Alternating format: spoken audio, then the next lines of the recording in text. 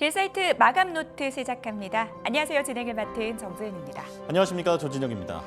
자, 바이오의 시간이 돌아왔습니다. 금리 인하에 따른 수혜 기대감, 여기에 탄탄한 실적까지 받쳐주면서 시장 안에서 존재감이 부각되고 있는데요. 특히 어제 황제주에 등극한 삼성 바이오로직스, 그리고 코스닥 1위로 등극한 알테오젠을 통해서 확연한 바이오 잔치 분위기를 느낄 수 있었습니다. 하지만 사실 바이오 섹터 같은 경우에는요, 변동폭도 심하고요. 여러 가지 양극화도 심하기 때문에 전략이 굉장히 중요한 섹터라고 할 수 있겠죠. 저희와 오늘 함께 하시면서 바이오주 섹터 전략까지 챙겨가 보시기 바라겠습니다. 먼저 거래소 쪽 분위기 확인해 보시죠. 오늘 강보합으로 출발한 코스피 시장, 장중 하락으로 반전이 됐습니다.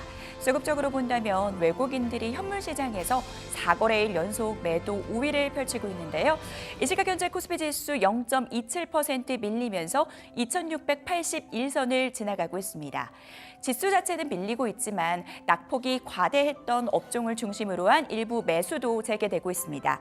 특히 원달러 환율이 반등세를 기록하면서 일부 수출주에 대한 매수가 재개됐는데요. 오늘 시장 안에서 화장품주 그리고 방산 쪽도 강하다라는 점 함께 체크해 보시기 바라겠습니다. 거래소 쪽 분위기 간단하게 짚어봤고요. 바로 이어서 코스닥 쪽 분위기 살펴볼까요? 네, 코스닥은 이번 주 내내 외국인이 매도에 나서면서 지수가 맥을 못 추고 있습니다. 오전 한때 빨간불을 잠깐 켰지만 지금은 하락 반전했고요. 0.3% 가까이 지금 약보합권에서 움직이고 있습니다. 762포인트를 지나고 있고 하락 종목이 1000개를 넘었네요. 자, 이제 내일 새벽 엔비디아 실적 발표를 앞두고 이번 주 내내 반도체냐 제약 바이오냐 시장의 고민이 느껴지는 한 주였는데, 자, 오늘 제약 바이오가 아주 강합니다. 물론 개별 이슈에 따라서 표정은 다르지만 이 유한양행이 너무나 큰 주목을 받으면서 이 제약 바이오 섹터 전체가 큰 어떤 수급이 몰리는 듯한 그런 느낌이 오고 있는데요. 자, 엔비디아 실적 발표 이후에도 이 흐름이 계속될지 끝까지 저희와 함께 하시기 바랍니다. 자, 그리고 코스닥 내에서 또 주목받고 있는 종목 AI 보안 섹터도 있는데요. 이 부분도 전문가들과 얘기 나눠보겠습니다. 자, D사이트 TV 마감노트 필기 시작합니다.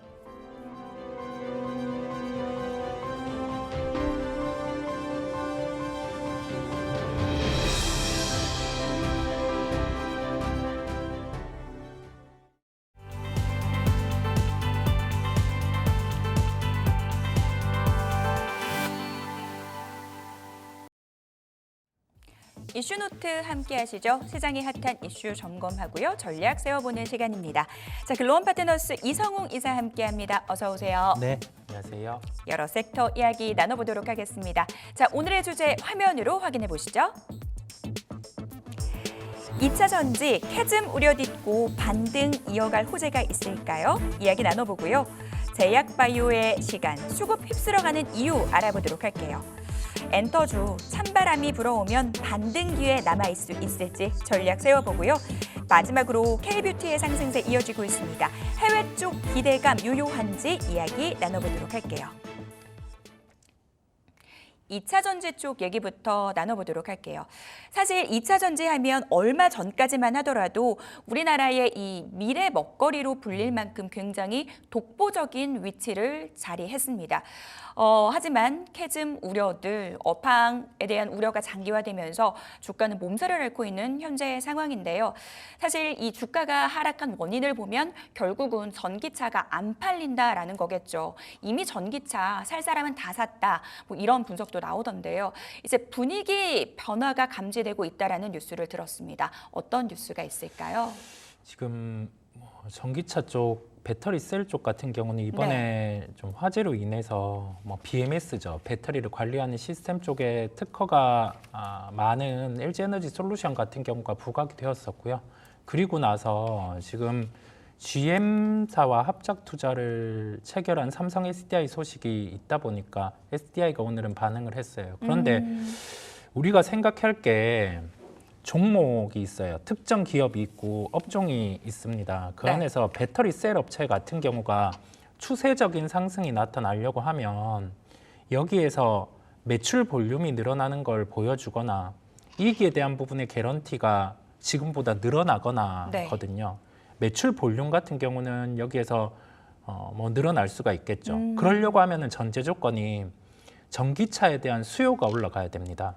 그런데 전기차에 대한 수요 같은 경우는 상반기보다는 하반기에 나아질 수도 있는데 지금 메이커사들의 방향성이 전기차를 급격하게 늘리기보다는 네. 하이브리드카 같은 경우를 거치고 전기차로 오. 나아가는 단계다 보니까요.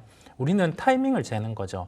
언제 2차 전지 셀 업체 같은 경우를 우리의 포트폴리오에 의미 있게 편입을 할지 그 부분은 수요와 연관이 되어 있다는 말씀을 한 번 더 드리고 네. 지금 수요 같은 경우는 아직 물음표입니다. 상반기보다는 좀 나아질 수 있다라는 하나의 조건이거든요. 그런데 그거는 뭐 실제 늘어나는지를 봐야 되기 때문에 결론은 뭐냐라고 하면은 공격적인 매수보다는 가격 메리트는 존재하는데 전기차의 수요가 늘어나는 걸 확인해야 한다는 점을 강조를 드립니다.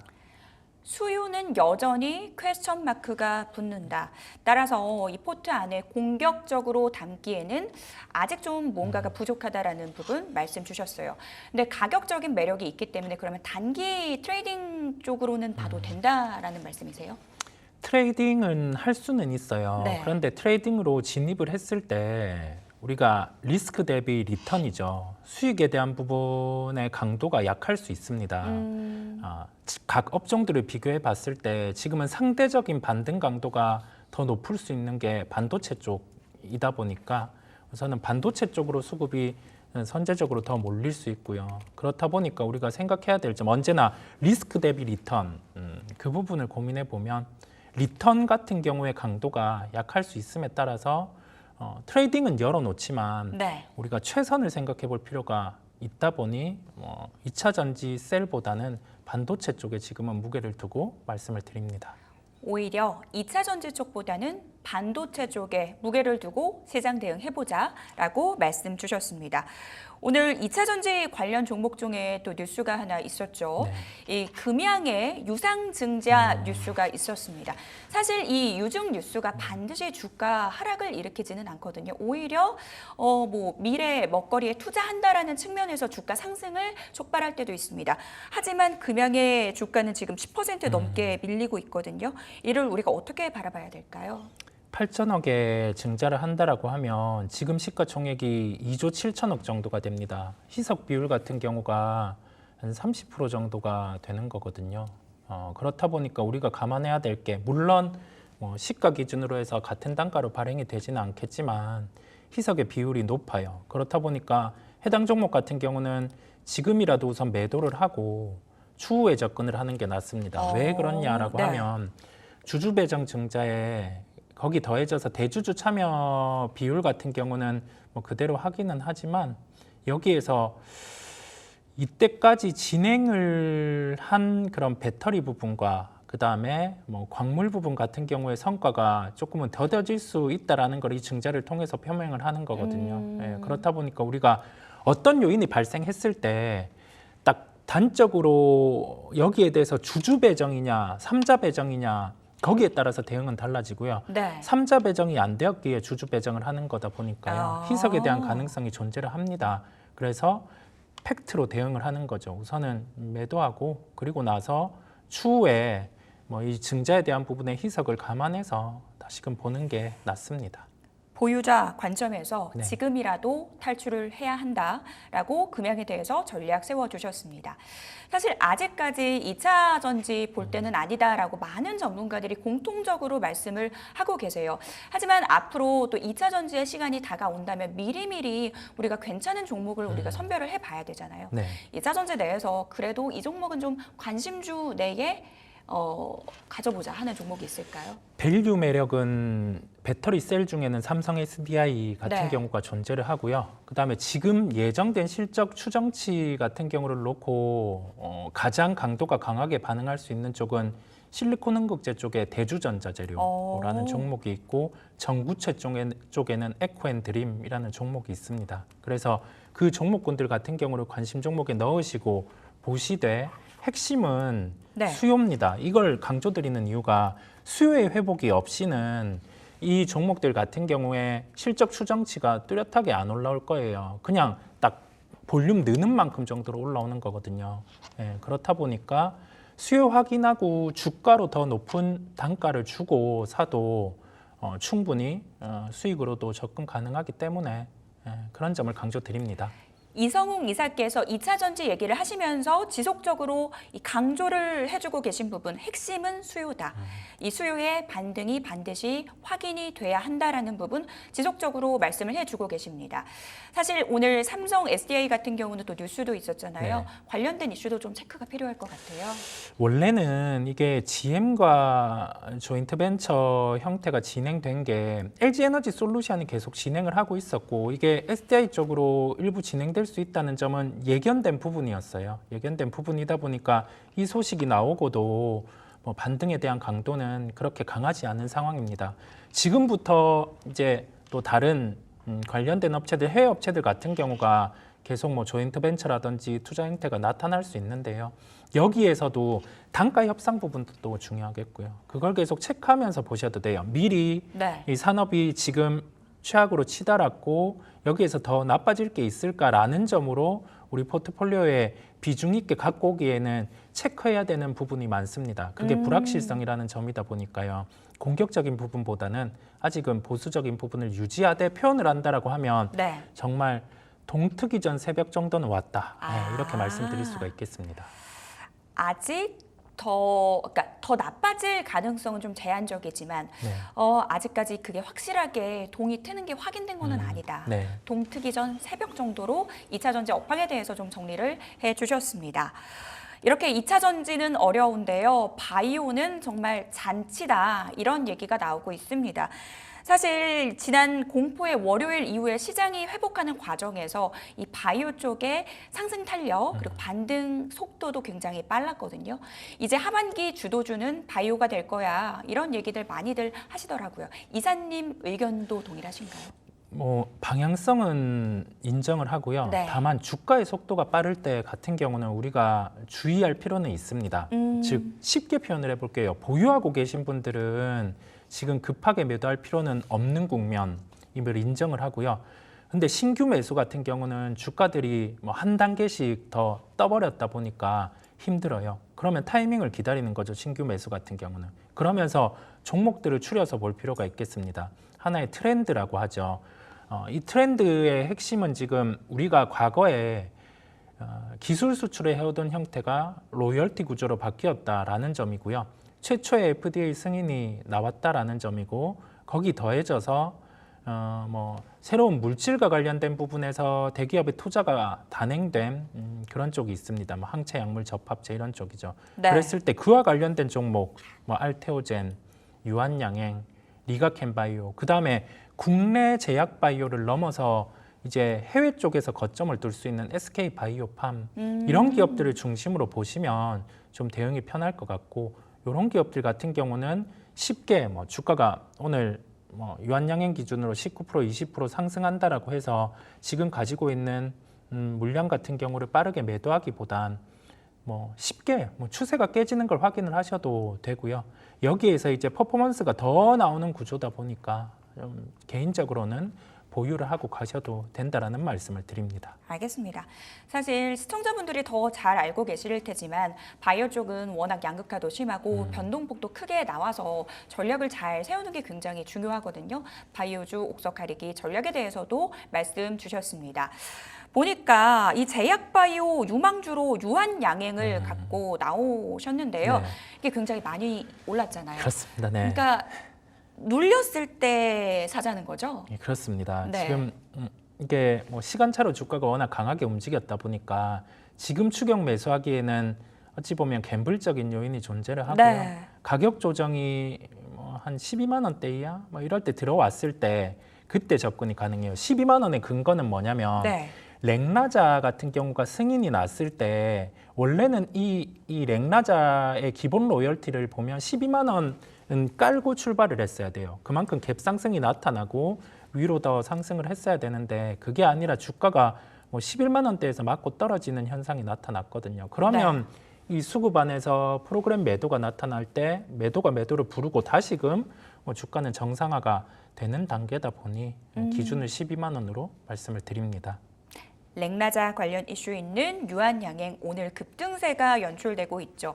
지금 당장 매수하자라는 게 아니라 12만 원 선 아래에서 좀 조정이 나올 때 눌림목에서 좀 매수를 해보자라는 관점에서 이 종목 말씀 주셨습니다.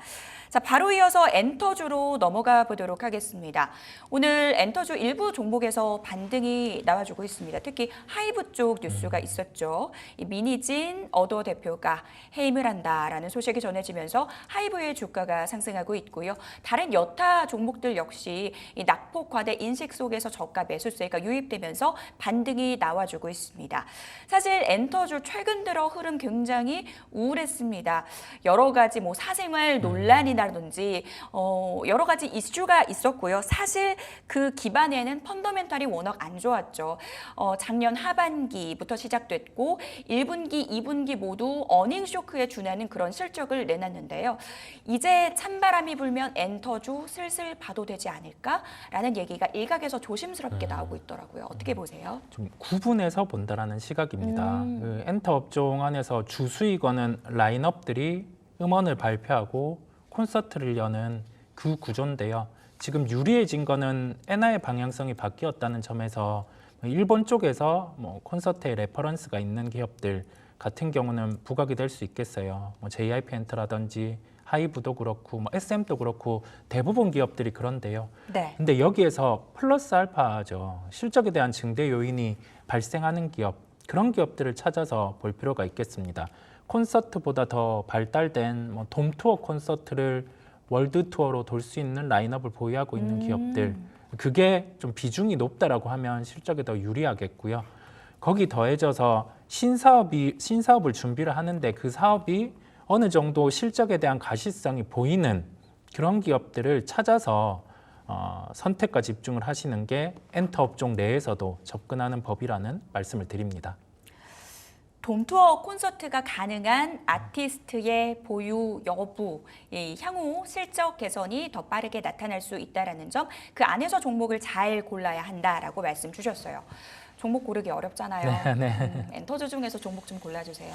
그 엔터 중에서는 하이브가 독보적일 거라는 말씀을 드려봅니다. 오, 강조를 드리는 이유가 뭐냐면 하이브는 최근에 뉴진스가 도쿄돔 콘서트를 돌았을 때 그때 한 회당 한 30억 정도의 수익이 잡혔어요. 그거는 비용 감안하더라도 상당히 좀 강한 수치가 발생했음을 말씀드릴 수 있고 그만큼 비용 통제도 잘 된다라는 점이거든요. 그거는 깔고 가는 요인이고 핵심은 위버스 플랫폼의 수익화입니다. 4분기부터 진행을 한다라고 밝혔고요. 이게 원래 예정된 부분대로 진행된다라고 하면 1,000억 정도의 영업이익이 더해질 수 있습니다. 그러면 지금 한 2,300억의 실적 예상치는 기본으로 깔고 가는 거고 한 3,000억 정도의 영업이익 체력이 되다 보니까 지금 거래된 시가총액이 7조 5천억 정도인데 한 10조 정도의 시가총액 같은 경우는 뭐 무난히 상승이 가능합니다. 그래서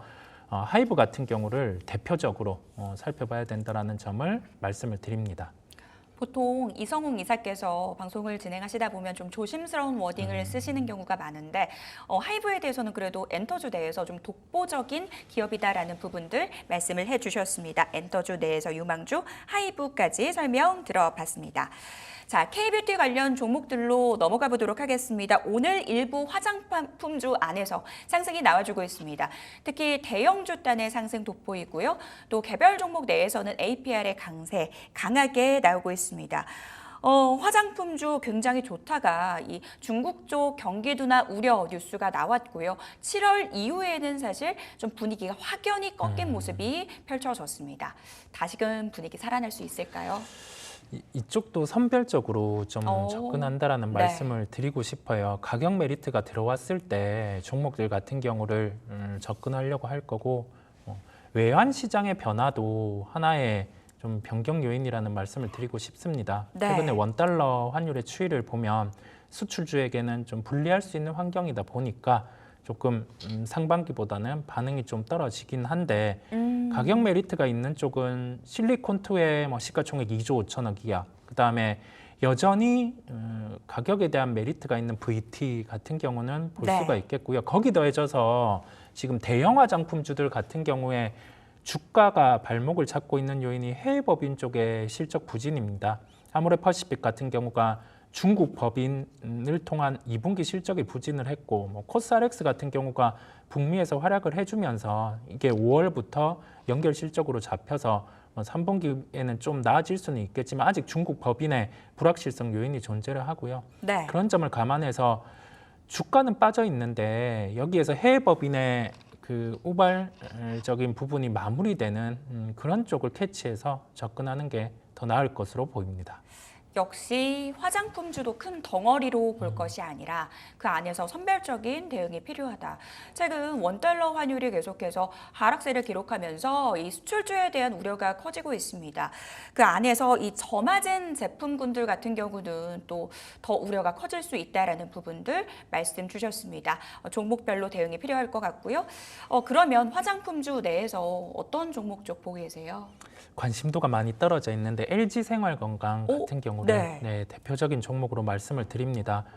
평가 절하가 된 상황이에요. 그런데 우리가 평가 절하가 되었다라는 점으로 우리 포트폴리오에 갖고 오기에는 한계가 있습니다. 영원한 평가 절하가 될 수도 있기 때문인데요. 그러면 이 평가가 절하되는 요소가 제거되면 본 가치를 찾아갈 수 있고 네. LG생활건강 같은 경우는 해외 법인 중국 쪽에 실적에 대한 부분이 계속 발목을 잡아왔는데 비용단에서 이제 거의 대부분 해소가 된 상황이고 최근에 중국 온라인몰에서 LG생활건강의 제품 같은 경우 화장품 제품 같은 경우가 1위로 랭크가 되었어요. 이 부분을 유지하고 있다는 점에서 좀 구조적으로도 이제 다시금 실적에 대한 턴어라운드가 해외 법인에서 나타날 수 있어 보입니다. 그래서 LG생활건강을 관심을 가지도록 하겠습니다. LG생활건강 차트 보신 분들은 아시겠지만 정말 주가 많이 밀렸습니다. 주가가 하락한 요인 중국 쪽 매출인데요. 중국 쪽 슬쩍 턴어라운드 기대감이 높아지는 상황에서 구조적인 변화가 기대된다라고 말씀 주셨습니다. 화장품준의 탑픽 종목으로 LG생활건강까지 이야기 나눠봤습니다. 자, 오늘 장 이슈노트 이성웅 이사와 함께 이야기 나눴습니다. 오늘 도움 말씀 감사합니다. 네, 감사합니다.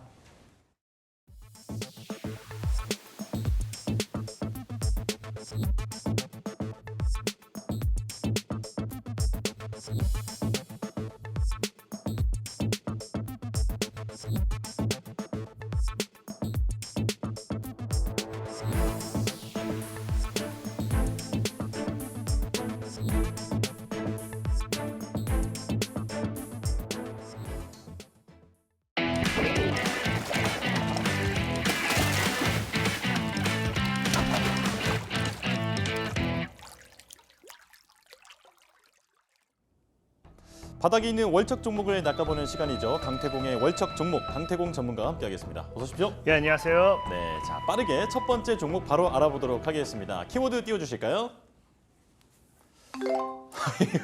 왜 그래? 네. 참 많은 의미를 두고 있어요. 지금 시장 분위기도 참 왜 이런지 모르겠고 네. 그런데 우리 일상생활에서도 그래요. 막 자꾸 사람이 일을 해야 되는데 자꾸 이 사람이 일을 하는데 자꾸 얼굴에 티가 나요. 뭔가 기분이 안 좋고 이러면 티가 나거든요. 네. 근데 하필이면 왜 신 씨가 또 막 이상하게 일을 하네요. 그러니까 또 물어봐야겠죠. 아이 신 씨 왜 그래? 라고 물어보는 겁니다. 네.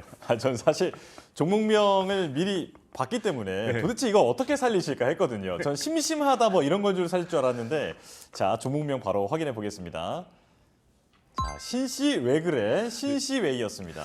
네, 그런 종목이고 사실 이거 정말로 아무 신씨 왜 그래랑은 아무 의미 없고요. 네. 여러분들 알겠지만 DB라고 해서 데이터베이스 이런 쪽으로 해가지고 이제 신씨웨이 같은 경우는 보안 솔루션 이런 보안 업체 전문 이런 쪽으로서 상한가 같네요. 예, 네. 그런가요? 오전에 고르셨죠 오늘도? 이게 참 상한가 같구나. 어때요? 상한가 가면 또 매수기 또 주겠죠. 맞아요. 어쨌든 예. 어쨌든. 또 수치 또 수정하면서 또 말씀해 주시겠죠? 네. 이게 상한가 같네요. 네. 어쨌든 신시웨이라는 종목이 분명히 제가 종목을 볼 때까지만 해도 이게 4%대가 그랬던 것 같은데 어쨌든 이게 신시웨이가 상한가를 갈 수도 있어요. 갈 수밖에 없는 게 일단 기본적으로 보안 업체 관련되어 있는 이 모멘텀 반사익이 좀 들어가고 있고 진짜 장 초반에 골라주셨나 봐요. 네, 장 9시 먹죠. 9시 이제 딱 시작하고 올라가네? 이거 괜찮겠네? 했는데 저거 이제 보니까 제가 봤을 때 10분, 20분 만에 상한가 간 것 같아요. 이미. 아, 그러게 말이에요. 아니, 모멘텀 일단 준비해 오셨잖아요. 네. 여튼 모멘텀이 좋아요. 모멘텀도 좋고 이 종목이 사실 상한가 갔어도 이 제 목표가 대비해서도 아직도 한 50%에서 80% 더 가야 되거든요. 그렇다는 건 충분히 매수 기회가 나오는 게 아닌가 좀 생각해보고 있고 일단 신시웨이 같은 경우는 뭐 기본적으로 이제 설명드린다라고 하면은 최근에 네. 실적도 굉장히 많이 좋아지고 있고 뭐 여러분들 잘 아는 이 모회사가 또 엑셈입니다. 그러다 보니까 이런 이 데이터베이스 관련되어 있는 부분으로 좀 엮이는 기업이다 보시면 좋고요. 일단 이 아마 상한가 간 이유가 이제 키워드를 보여서 좀 설명드릴 건데 아마 네. 여기 첫 번째 모멘텀 때문에 상한가에 간 게 아닌가 좀 생각을 해보면서 네. 키워드 설명 좀 드리도록 할게요. 좋습니다. 자, 세 가지 왜 상한가에 갔는지 좀 알아보겠습니다. 자, 올려주실까요? 아, 딥페이크가 나오는군요.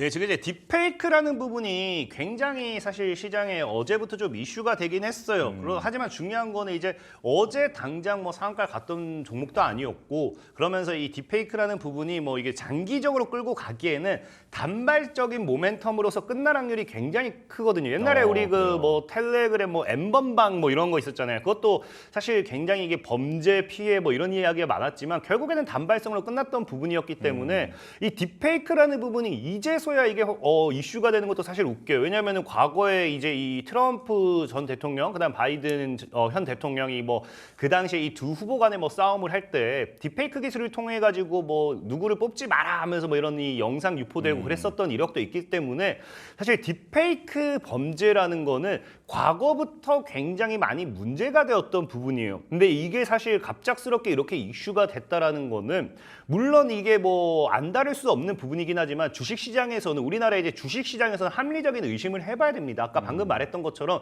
이 딥페이크 범죄라는 거는 AI 발전과 함께 지속적으로 이슈가 됐던 부분이 다시 한번 수면 위에 올라왔다라는 거는 이거를 의도적으로 이슈를 내보내고 주가를 끌어올리는 게 아닌가 이런 부분도 사실은 생각을 해봐야 돼요. 그러다 보니까 중요한 게 이제 이런 보안에 대한 부분이 사실 제일 중요해져요. 그러다 보니 이 보안 같은 경우 사실 딥페이크뿐만 아니라 이 딥페이크라는 영역이 아니라 하더라도 AI에 있어서 제일 중요한 건 예전에도 제가 좀 설명드렸는지 모르겠지만 보안이다라고 여러분들이 좀 많이 말씀을 드렸습니다. 네. 실질적으로 AI라는 게 이 발전을 하면 발전을 할수록 이 인공지능 자체적으로서 이 AI가 또 새로운 바이러스라든지 이 새로운 것들을 만들어내요. 그러니까 해킹이라는 영역도 기존의 보안 시스템 가지고는 완전히 무능력해집니다. 그러다 보니까 이제 과거에도 이제 AI를 통한 새로운 이 보안 관련돼 있는 모멘텀, 보안 이런 기술이 필요하다라는 이야기도 나오다 보니 이 보안에 대한 부분,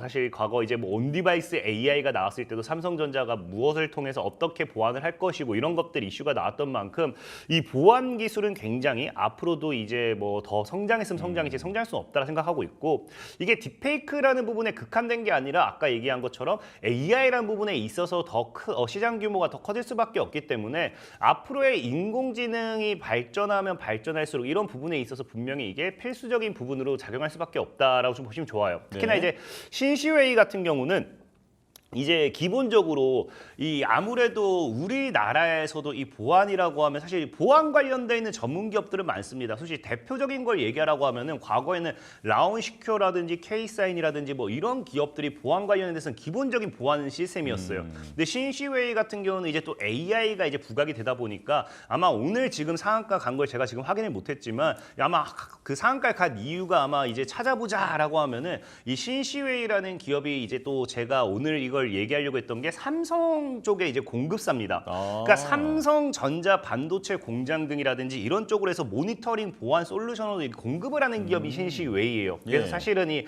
삼성전자발 모멘텀은 이제 예전에도 제가 많이 얘기했지만 우리나라 주식시장에서는 백날 어떤 그냥 진짜 처음 뭐 듣지도 보지도 못했던 기업이 막 1,000억 투자한다라고 하면 주가 한 10% 올랐다 죽습니다. 삼성전자가 1억 투자한다고 하면 막 상한가 랠리 갈 만큼 우리나라는 이 금액이 중요한 게 아니고 규모가 중요한 게 아니고 미래 가치가 중요한 게 아니고 삼성전자라는 기업에 엮이느냐 안 엮이느냐 이게 사실 제일 중요하거든요. 그러다 보니까 신시웨이 같은 경우도 아마 이제 오늘 만약에 상한가를 갔다라고 하면은 이 삼성전자 관련 이 공급사 이 부분이 아마 부각이 되면서 상한가를 기록한 게 아닌가 좀 생각을 해보고 있고요. 예. 자 그리고 이제 제일 중요한 거는 뭐 이제 이런 보안 관련돼 있는 부분에서 중요한 건데. 보안 관련된 부분에서 이제 사실 모멘텀은 이거밖에 없는데 중요한 건 두 번째죠.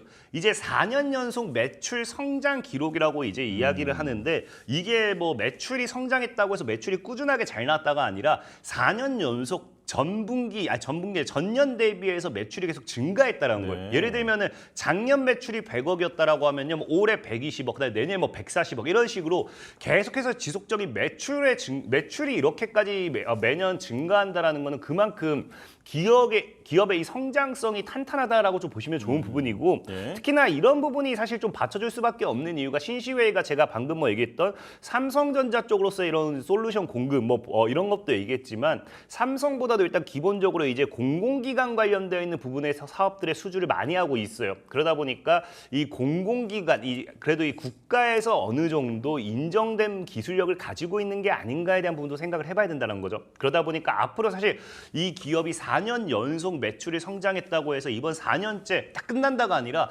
향후 기대되는 실적을 봤을 때는 5년, 6년 지속적인 이 호실적인 전망되기 때문에 예전에도 얘기했지만 실적이 좋아진다는 건 주가가 상승해야 되는 이유라고 생각을 해요. 예. 근데 중요한 건 뭐냐고 하면요. 이 종목의 주가가 상승을 하지 못했고 보면 세 번째 뭐라 되어 있습니까? 상장 이후에 지속적인 하락이라고 했잖아요. 그러니까 분명히 실적은 좋아지고 있고 분명히 기업의 가치, 재무 이런 것들이 탄탄해지고 있는데 주가는 뭐다?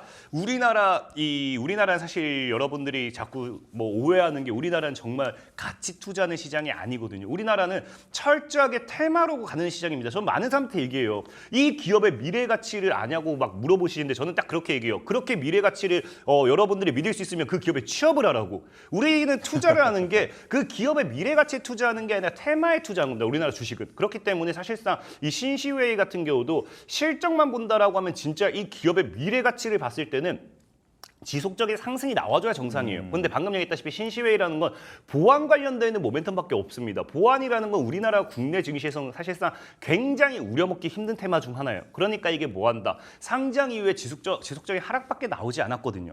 근데 이번에 이 딥페이크라는 부분이 이제 다시 한번 이슈가 되는 부분이고 이 AI에 대한 보안이 다시 한번 중요도가 인정이 된다라고 하면은 이것이 테마로 편승했을 때는 테마로 본격화되었을 때는 신시웨이라는 종목은 실적만 봤을 땐 지금 주가는 절대적으로 말이 안 된다는 거예요. 그렇기 때문에 아까도 사실 뭐 제가 뭐 이 원고를 보내고 나서 이 종목이 상한가를 갔네요. 이게 중요한 게 아니라 상한가를 갔어도 아까 제가 차트를 봤을 때는 이미 아직도 저점대에 있기 때문에 그렇기 때문에 저는 이 신시웨이라는 종목을 여러분들이 한번 눈여겨봤으면 좋겠다라는 거고 그래서 신시웨이의 차트를 보시면 아시겠지만 예. 진짜 뭐 보면은 상장 이후에 지속 하락이에요. 그러니까 예전에 얘기했지만 제가 공모가라든지 상장가까지는 주가가 꼭 한번 올라간다라고 말씀을 드렸어요. 그래서 그런 구간을 본다라고 하면 지금 자리에서 우리가 올려볼 수 있는 구간은 16,000원 정도까지는 나와줘야 돼요. 그러니까 상한가를 간 자리에서도 2배 정도는 볼 수 있다라는 거예요. 그렇기 때문에 저는 사실상에 이게 오늘 원고를 보내드렸을 때는 7,000원 아래서 놀고 있었기 때문에 7,000원 이하로 좀 잡아드리려고 했었던 건데 그게 안 되고 있고요. 지금 어쨌든 뭐 이미 상한가를 갔는데 아마 이 종목이 주식이 보통 그래요. 지금 뭐 하고 있냐고 하면 이게 지금 우리가 차트로 설명드리면 역배열이거든요. 예. 그러니까 역배열의 가장 첫 번째 원칙. 우리가 이제 많은 시청자 여러분들 내가 어디서 팔아야 될지 모르겠어요 하면은 이 신시웨이가 과거에도 그렇지만 2평대를 맞고 빠져요. 그러니까 62평대를 맞고 빠지죠. 이미 아마 내일 갭을 뜬다 하면은 122평대를 맞고 빠질 확률이 굉장히 커요. 맨 처음 역배열에서 이 첫 2평대를 터치했을 때는 이 물량을 소화하는 윗꼬리를 달 확률이 굉장히 큽니다. 그렇기 때문에 사실 뭐 내일장에 갭이 뜬다라고 하면 굳이 물에서 추격할 필요는 없고 저는 뭐 7,500원, 8,000원 이 사이도 분할 매수 구간도 나올 거라 생각하고 있지만 뭐 내일 뭐 매수할 수 있을 때 한번 매수해 보세요. 사실상에 지금 뭐 상한가에 매수가 체결될지 안 될지 모르겠습니다. 네. 체결될지 안 될지 모르기 때문에 만약에 오늘 상한가에 매수 체결된다고 하면 내일 추가적인 갭을 노려보시면 좋은 거고요. 만약에 내일 갭이 뜬다라고 하면 굳이 뭐 이렇게 추격할 필요는 없다라고 좀 말씀드리고 그러면은 내일 만약에 매수한다면은 어느 정도 가격대? 지금 딱 그냥 8,600원이거든요. 네. 지금 딱 8,600원 가격대라 생각을 해요. 왜냐면은 이 구간 현재 구간이 딱 이렇게 지금 저항을 맞고 있기 때문에 네. 아마 내일도 만약에 갭을 뜨더라도 위아래로 하면서 8,600원대를 지키는지 못 지키는지 이런 것들. 그래서 8,600원을 못 지킬 것 같다고 하면 아마 개인들이 털릴 거고 지킬 것 같다고 하면 이제 지키는 척하면 물량 수화율 날릴 거예요. 그래서 신시웨이를 8,600원 이하에 뭐 내일 접근해 보시고요. 목표 가격은 아까 했다시피 16,000원 정도는 일단 열린 구간대 때가 있습니다. 예. 이 손절 가격 같은 경우 5,500원 정도로 깨지 않는다라고 하면은 들고 하셔도 좋을 것 같다라고 좀 말씀을 드릴게요. 네, 자 사실은 매수가를 원래는 7,000원으로 잡아 주셨다가 지금 이제 상한가 가는 걸 보고 당황하셨지만 또 당황하지 않으시면서 8,600원으로 새로운 매수가를 잡아 주셨습니다. 자 만약에 내일 갭 상승을 하게 된다면은 무리해서 따라갈 필요는 없고 이제 말씀해주신 그런 이제 그 매수가 밴드 안에서 좀 움직여 보셔라 이렇게 말씀을 드리겠습니다. 자 신시웨이 살펴봤고요. 이제 다음 종목 보겠습니다. 키워드 띄워주실까요? 넌 내 거야. 뭡니까? 이것도 우리 유명한 명대사 중에 하나예요. 여러분들이 좋아하셨는지 모르겠지만 저는 어릴 때 그저 좋아했던 애니메이션 우리 이제 포켓몬이라고 하죠. 포켓몬을 꼭 잡고 나면 하는 명대사가 있어요. 좋았어, 넌 내 거야 하면서 막 얘기하거든요. 그렇죠. 누구 잡을 때마다 꼭 얘기해요. 그런데 이제 우리 한때 이제 포켓몬고가 참 열풍을 했습니다. 그러니까 이제 포켓몬고를 가지고서 이제 열심히 산책을 다녀요. 그리고 내가 좋아하는 드디어 초능력 포켓몬이 나왔네. 케이시가 나온 거예요. 케이시, 예스. 좋아요. 너무 좋아요. 그런 종목입니다. 그런 종목이에요. 이거 또 어떻게 살리실지 진짜 궁금했거든요. 포켓몬으로 살리시네요. 아 역시 대한민국이 놓친 연기자. 네 알겠습니다. 자 띄워주실까요? 그렇습니다. KC를 잡고 나서 예스를 외친다. KCS입니다. 네, KCS고요. KCS 같은 경우는 뭐 참 상호만 봐서 사실 여러분들이 이해하기는 어려울 기업. 보통은 이 기업이 뭐 한다 상호에 나와 있는데 이 기업은 그냥 뭐 통신 관련되어 있는 정보통신 이런 부분에 있어서 좀 추가적으로 좀 더 한다고 하면 이 딥페이크랑도 좀 엮일 수 있는 게 이 보안 솔루션도 어느 정도 있긴 있어요. 하지만 이 보안 솔루션보다는 정보통신 관련되어 있는 이런 서비스에 좀 더 집중해봐야 된다 좀 말씀을 드리고 싶고 일단 뭐 키워드를 본다라고 하면 이제 KCS 같은 경우도 지금 우리가 매수를 왜 해봐야 되는지에 대한 부분 충분히 이해하실 수 있을 거다 좀 말씀을 드리겠습니다. 네, 자 그렇다면 세 가지 모멘텀을 보겠습니다. 과연 무엇으로 엮여 있을지 자 띄워주실까요? 아 과기부가 내년에서 19조 역대 최대. 이거 혹시 그 양자 기술 말씀하시는 거 아닙니까?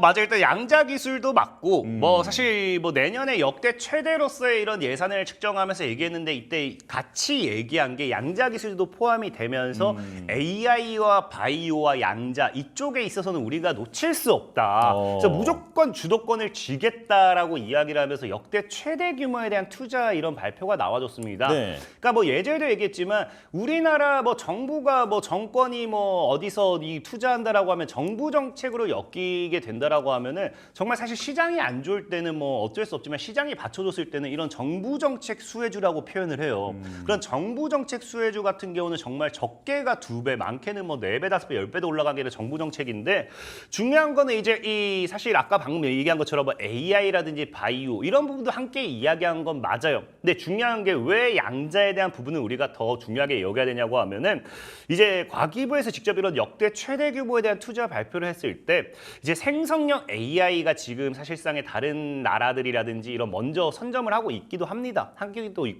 하고 있고 네. 이제 생성형 AI에 많이 집중하고 있는데 이 생성형 AI에 대한 한계를 돌파해서 우리는 한 단계 더 나아가겠다라고 발표를 해요. 그러면서 이제 주도권을 쥐겠다라고 이야기하다 보니까 그런 관점에서 한 단계 더 나아간 게 뭐다? 지금 양자 기술이라는 거예요. 그러다 보니까 이런 양자 기술 관련해서 또 어떤 모멘텀이 나와주냐고 하면요.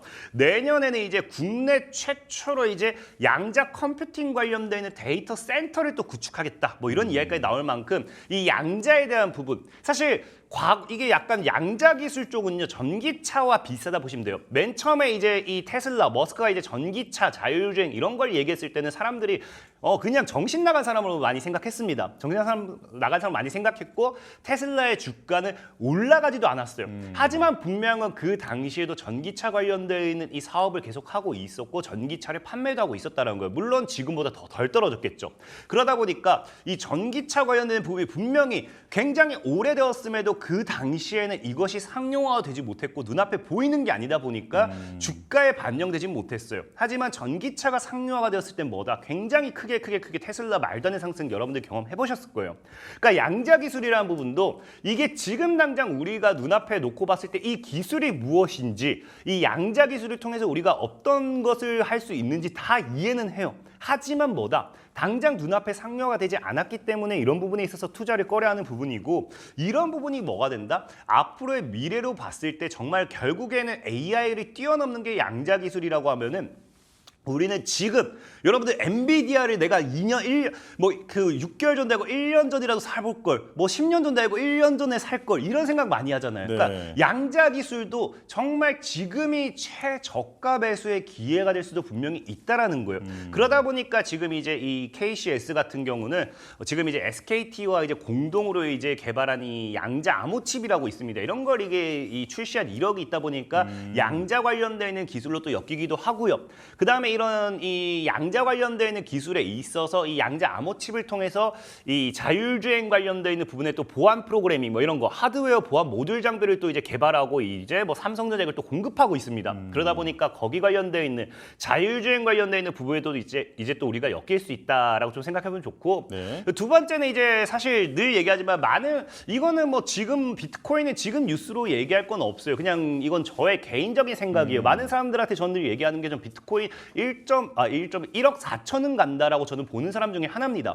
그러다 보니까 저는 사실상에 늘 비트코인 강세론을 이야기하는 사람 중 하나고 그런 비트코인 강세를 예상했을 때는 저는 사람들에게 얘기하는 게 사실 비트코인도 가겠지만 결국에는 비트코인의 근본은 블록체인이라고 분명히 말씀을 드렸어요. 이 블록체인 기술에 있어서도 이런 관련 수혜주들이 분명히 상승할 수밖에 없다라는 건데 중요한 건 뭐냐고 하면은 이 KCS라는 기업이 이제 뭐 블록체인에 대해서 뭐 엄청난 뭐 기술력을 가지고 있다가 아니라 아까 말씀드렸던 이제 SKT와 공동을 개발한 뭐다 양자 암호칩이 있죠. 예. 이 양자 암호칩이 이제 하드웨어 보안 모듈로서 이제 블록체인 장비로도 이제 사용이 돼요. 그러다 보니까 이제 블록체인 시장에 있어서 이 KCS라는 종목 기업이 이제 보안 솔루션 아까 얘기했던 그런 부분으로 있어서 또 반사익을 받는다라고 보면 좋아요. 그렇기 때문에 이제 뭐 비트코인이 올라갔을 때 블록체인 관련돼 있는 이런 반사익이 나와준다고 하면은 여기서 또 이제 실수혜주로 엮일 수 있는 게 KCS다. 라고 좀 보시면 좋고 그렇기 예. 때문에 과거에 뭐 디지털 화폐라든지 이런 것들 이슈가 됐을 때도 반사익 수혜주로도 좀 떴던 종목이다 보시면 좋고요. 자 그리고 마지막으로 뭐 기술적인 반등 구간이라 좀 표현하고 싶어요. 자 이제 KCS라는 종목 보면은 그냥 이게 전형적인 계단식 상승이라 보면 좋은 게 자 과거에 이제 2,000원대를 돌파하기 힘들었던 종목이 돌파 이후에 2,000원대를 터치하고 다시 주가 상승하죠. 그리고 다시 한번 조정을 줬을 땐 또 어디? 이제 3,000원대를 또 지켜주면서 다시 한번 주가 또 레벨업합니다. 그 다음에 지금 또 어디 지켜요? 4, 5,000원대 지키는 거거든요. 그러니까 점진적으로 뭐 한다? 지켜주는 구간대를 높이면서 즉 우리가 단기적인 저점대를 높이면서 고점대를 다시 한 번씩 고점대를 또 높이고 있죠. 그러니까 전형적인 계단식 상승 패턴이라는 거예요. 그래서 지금 자리에서 5,000원대를 크게 깨지 않는다라고 하면은 기술적인 반등을 기대해 볼 수 있기 때문에 KCS라는 종목 지금 보면 아시겠지만 사실상에 저는 이 갭이 하락이 나왔을 때 이때 우리 증시 무너졌을 때 뭐 네. 검은 월요일이다 뭐 이때 사실 매수를 했으면 좋았겠지만 그건 지금 제가 그전에는 뭐 이 종목이 보이지도 않았고 지금은 뭐 사실 딱 그 갭도 메꿔주고 이평대 물량 소화해주고 있기 때문에 충분히 상승에 대한 흐름 기대해 볼 수 있지 않나 생각해보고 있어요. 예. 그래서 저는 KCS 같은 경우는 이 6,700원이 지금 저항이거든요. 그래서 6,700원대를 지켜주는지 보시면서 이 아래로 얼마든지 매수하셔도 괜찮고요.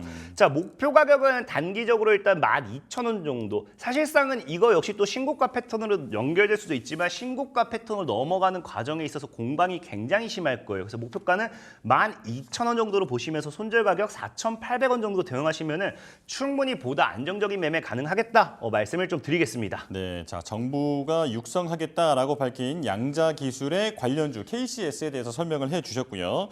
자 이제 한 종목만 이제 추가 전략을 좀 들어보겠습니다. 지난번에 꼽아주셨던 휴마시스 사실 변동성이 굉장히 컸는데 최고가 기준으로는 82% 수익률이 나왔습니다. 자 그런데 지금 또 많이 떨어진 상태거든요. 자 추가 전략 어떻게 해야 할까요? 사실상 저는 이제 휴마시스는 도망가야 된다고 좀 생각을 해요. 왜냐고 하면 이제 차트를 좀 보고 설명드리겠지만 그 당시에도 제가 한번 익절을 해야 된다 얘기했던 게 3,000원대가 강한 지지가 강한 저항이라고 분명히 말씀을 드렸어요. 네. 그래서 강한 저항을 맞고 지금은 죽은 자리라 보셔야 돼요. 죽은 자리라 보셔야 되고 제일 중요한 게 지금 사실은 이제 코로나가 과거에는 급격하게 뭐 없던 게 생기면서 이렇게 반사익을 받았던 거지 지금은 코로나가 뭐 아무리 심해진다 하는데 또 재밌어요. 분명히 코로나가 심해진다고 해서 코로나 테마주가 올라갔거든요. 이 종목들이 빠지니까 갑자기 뉴스가 쏙 사라지고 있습니다. 그러니까 이처럼 뭐 이런 부분이라고 하면은 지금 또 이런 물량을 또 여러분들에게 또 나쁜 사람들이 이렇게 넘기는 그런 거 있잖아요. 그러려고 이것도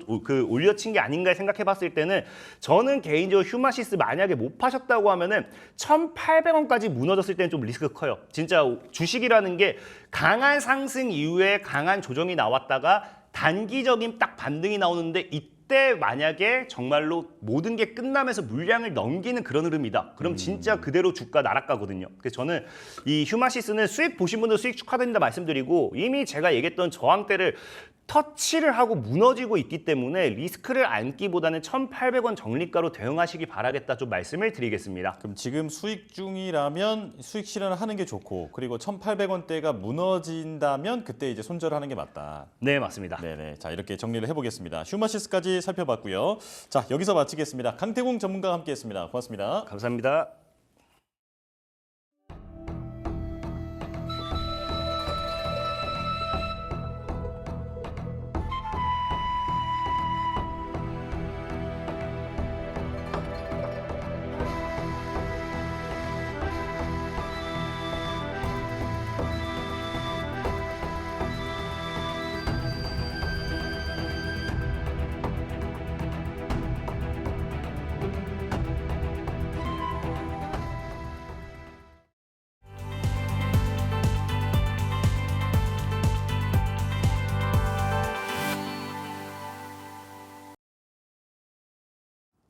증권사 리포트를 통해 투자 인사이트를 넓혀보는 시간입니다. 역발상 투자 P&J 손창현 팀장과 함께하겠습니다. 어서 오십시오. 네, 안녕하십니까? 네, 자, 첫 번째 종목 리포트 바로 보겠습니다. 자, LG화학을 가지고 오셨는데요. DB금융투자의 리포트고 목표가는 45만 원으로 하향 조정했습니다. 양극재 판가 급락 영향이 일단락됐다. 양극재 제외 부문 견고한 수익성. 첨단 소재 부문 분기 실적 반등세, 주력 제품 ABS 이게 어떤 열과 충격에 강한 그런 플라스틱 소재라고 보면 되겠죠. 자, 수급 정상화 이렇게 정리가 되어 있는데, 자, 사실 LG화학하면 뭐 그동안은 2차 전지 관련해서만 얘기를 많이 했지만 일단 지금 환율과 유가가 들썩이고 있으니까 이 석유화학 부분부터 한번 살펴보겠습니다. 자, 지금 석유화학주들 상황 어떻습니까? 이게 지정학적 리스크로 인해서 유가 상승이 계속 도래가 되고 있는데 네. 그럼에도 불구하고 결국에는 유가가 그렇게 많이 올라가지는 않고 있다. 제한적이다라고 볼 수 있을 것 같습니다. 예. 어떻게 보면 중동발 이스라엘과 하마스에 대한 분쟁이 계속 일어나고 있는 상황이고요. 여기에 이제 이란이 개입을 할 건지 말 건지가 계속 관건인데 뭐 지난주에도 무력 충돌이 있었지만 뭐 사상자는 그렇게 많지는 않았습니다. 그래서 결국에는 유가가 어느 정도 이제 안전하다라고 뭐 말씀을 드릴 수 있을 것 같고요. 앞으로 이제 언제 휴전이 과연 진행이 되는지 뭐 관건일 것 같긴 하지만 그래도 이제 환율에 대한 영향도 무시를 못 하거든요. 이런 이제 원자재 관련된 수입을 하거나 수출을 하고 있는 기업들 입장에서는. 그래서 중동 불안이 어느 정도 계속 이어지고 있지만 유가에 대한 크게 반등에 대한 제한적인 가격이 형성이 되어 있다라는 건 긍정적이고요.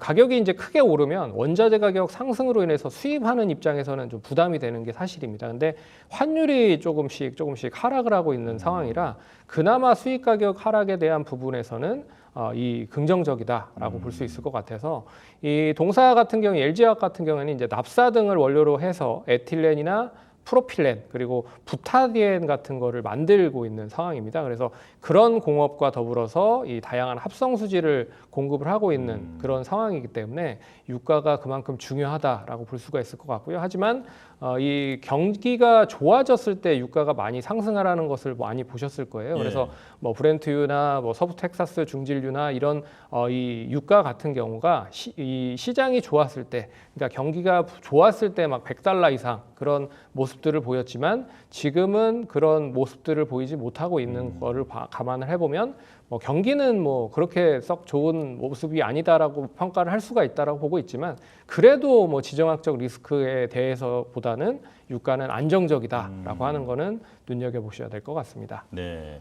자, 중동 리스크 당연히 이제 이 지역에서 어떤 분쟁이 발생하면 유가가 튀지 않을까 많은 걱정을 하는데 지금 생각보다는 잠잠한 상황이다 이렇게 정리해 주셨고요.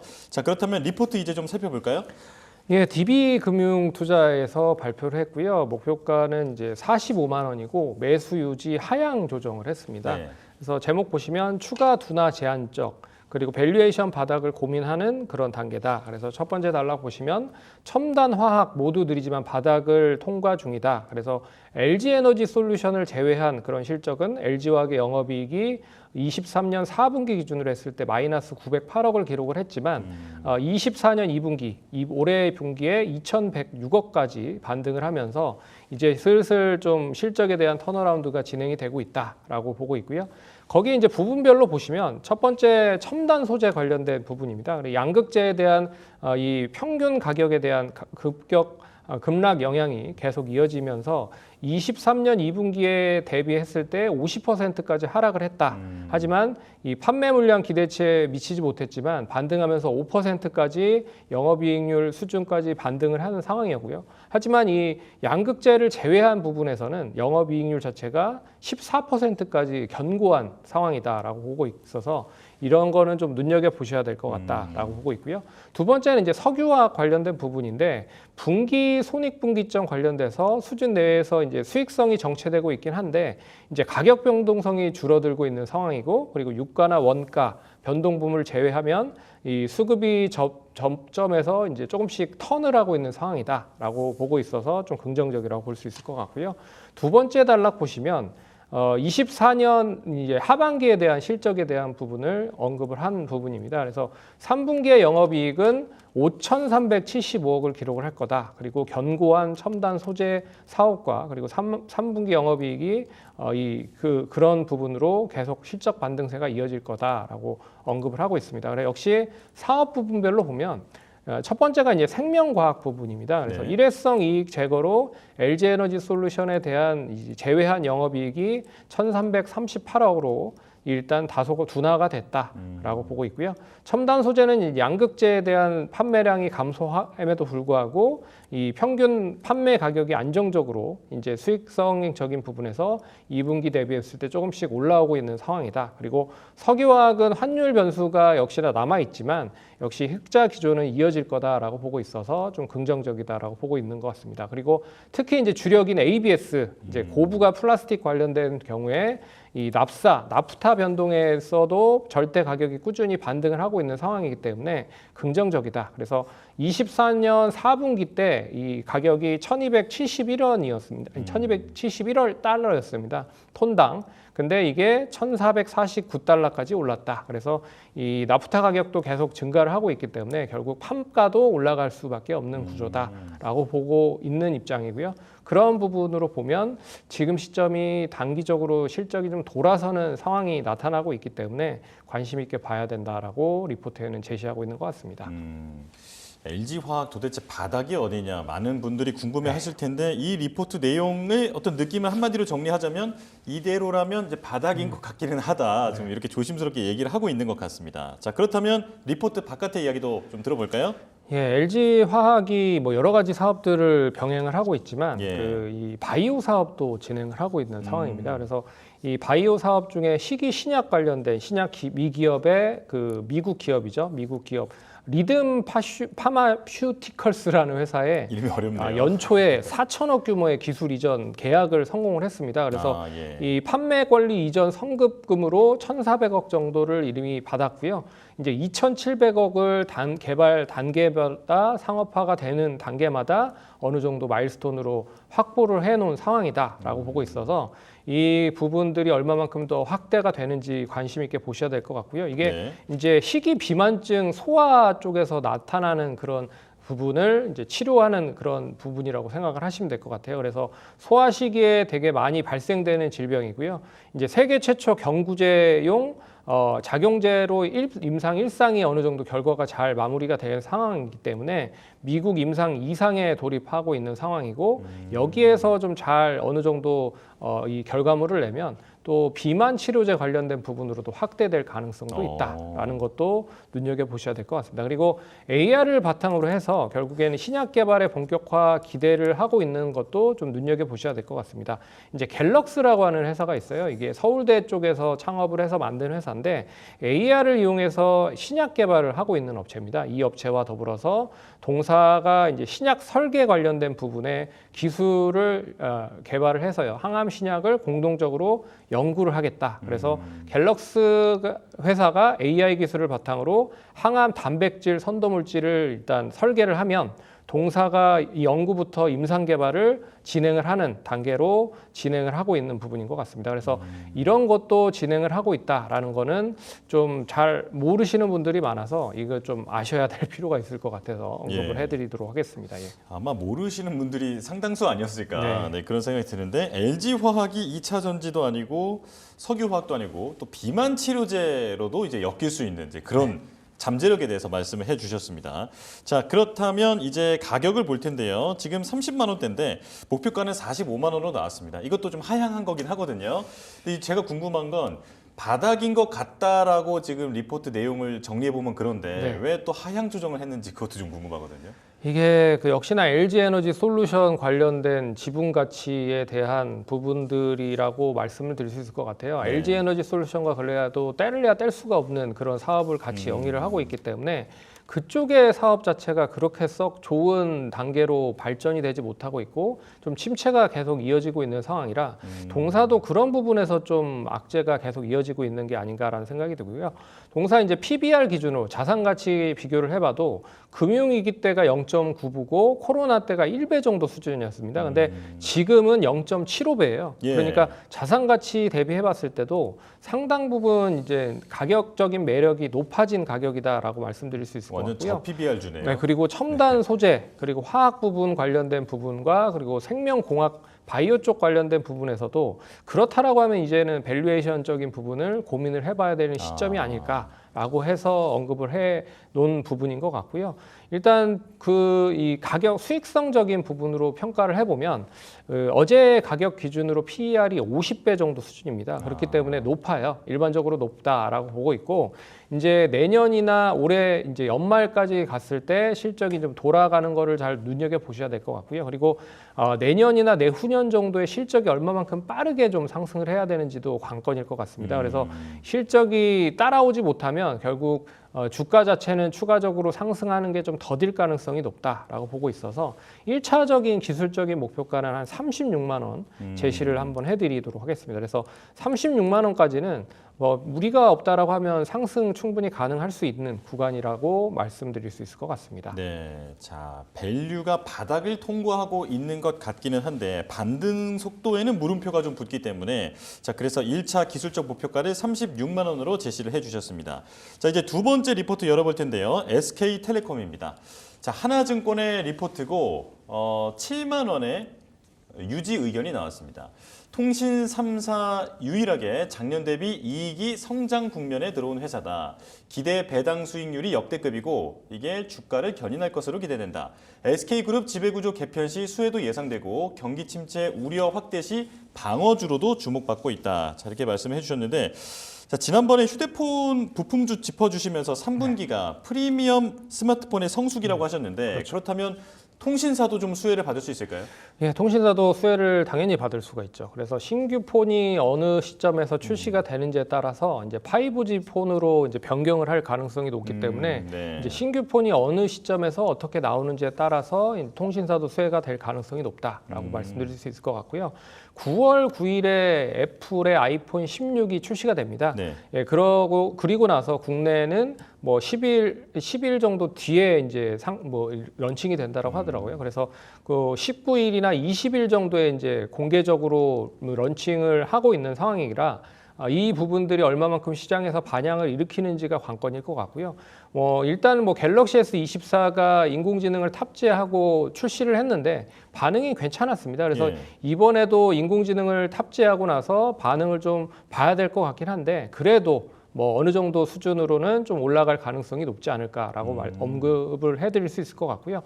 모건 스탠리에서 2년 동안 한 5억 대 이상 판매가 될 가능성도 높다라고 얘기를 하고 있는 상황인 것 같아요. 그래서 21년도와 22년도가 애플의 아이폰이 제일 많이 판매가 됐었던 시점이었는데 그 시점까지도 아마 판매가 될 수 있지 않겠느냐라고 평가를 하고 있는 부분인 것 같습니다. 그래서 만약에 이제 어느 정도 얼마만큼 반향을 일으킬 수 있을지 모르겠지만 일단 신제품이 신규폰이 출시가 된다라는 건 좀 긍정적으로 보셔야 될 것 같고요. 5G 가입자 수가 정체되고 있는 상황입니다. 그래서 4G 기준을 했을 때 66% 정도밖에 되지 않고 있는 수준이라 만약에 신규 폰이 출시가 되면 다시 한번 이제 5G 관련된 그런 수요도 많이 증가가 될 가능성이 높다라고 말씀드릴 수 있을 것 같고요. 그리고 이제 통신주들이 하반기로 갈수록 배당을 주로 많이 하고 있는 상황입니다. 그래서 예. 중간 배당과 더불어서 계속적으로 기본적인 배당을 고배당을 많이 하고 있는 정책들을 발현하고 있는 상황이라 하반기로 갈수록 이런 실적에 대한 배당 투자도 기대를 해볼 수 있을 거다라고 말씀드릴 수 있을 것 같고요. 최근엔 이제 IDC 센터 확충과 더불어서 여러 가지 인프라 사업을 확대를 하고 있는 상황이다. 그래서 미래 사업, 뭐 자율주행이라든지 뭐 여러 가지 메타버스라든지 IoT 사물 인터넷이라든지 여러 가지 사업들을 바탕으로 했을 때는 결국에는 뭐 5G 인프라에 대한 투자는 계속 확대가 돼야 되고 거기에 대한 뭐 이슈는 돼야 될 가능성이 높아서 뭐 관심 있게 좀 보셔야 될 필요가 있다라고 말씀드리겠습니다. 네, 전반적인 어떤 5G 시대가 본격화하면서 사실 5G 시대가 열린 지는 오래됐지만 여전히 소비자들은 LTE 시대랑 큰 차이를 못 느끼고 있었잖아요. 네, 근데 이제 앞으로는 이런 부분들이 정말 본격화할 수 있다. 그리고 스마트폰, 고사양 스마트폰이 나오면서 데이터 사용도 늘어날 것이기 때문에 통신사들에게도 수혜가 예상된다. 정리를 해볼 수 있겠고요. 자, 그렇다면 리포트 내용을 이제 좀 살펴보겠습니다. 예, 하나증권에서 목표가는 7만 원으로 이제 매수 유지 제시를 했고요. 예. 첫 번째 제목은 그겁니다. 9월 전략.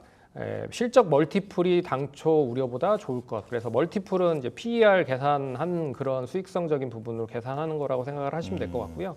첫 번째 달러가 이제 매수 유지 목표가 7만 원으로 유지. 12개월에서 9월 통신 서비스 업종 최선호주로 제시를 한다라고 나오고 있습니다. 그래서 예. 추천 사유를 보면 한 4가지 정도로 구분을 할 수가 있을 것 같은데요. 첫 번째는 통신 3사 중에 유일하게 2023년에 이어서 2024년에도 이익 성장 국면이 나타낼 전망이다라고 보고 있고요. 두 번째는 최근 실적 흐름을 보면 안정적임에도 불구하고 기간 배당 수익률이 역대급으로 높아질 가능성이 높다. 그래서 두 번째 뭐 투자 포인트라고 보시면 될 것 같고요. 세 번째는 이제 2024년에서 26년까지 배당 재원을 연결 순이익으로 전환해 보면 자회사 실적에 대한 개선이 계속적으로 늘어날 가능성이 높다. 그런 부분에서 배당 축소 가능성이 상당히 적다라고 하는 것도 눈여겨 보셔야 될 것 같고, 그리고 네 번째는 향후 SK 그룹주 지배구조 개편을 한다라고 했을 때 이 가능성이 제일 높은 거를 이제 SK텔레콤 주가에 대한 부분으로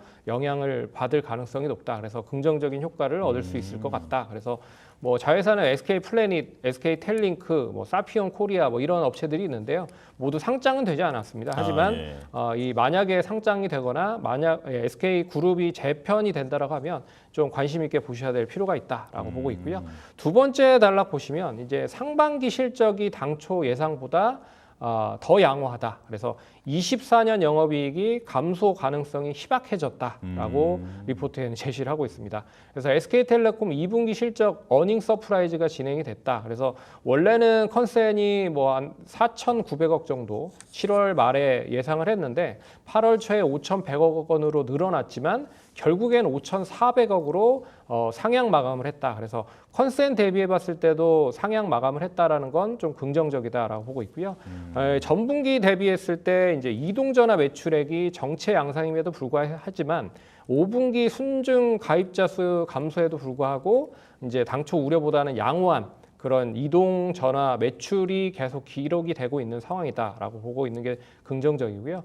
그리고 물가 상승 여파에 따른 비용 증가가 이 흐름이 완만하다. 그래서 긍정적이다라고 얘기가 나오고 있는 것 같습니다. 그리고 세 번째 보시면 결국에 이제 주주이익 환원 관련돼서 이제 금액 증가 분만큼 주가는 오를 거다.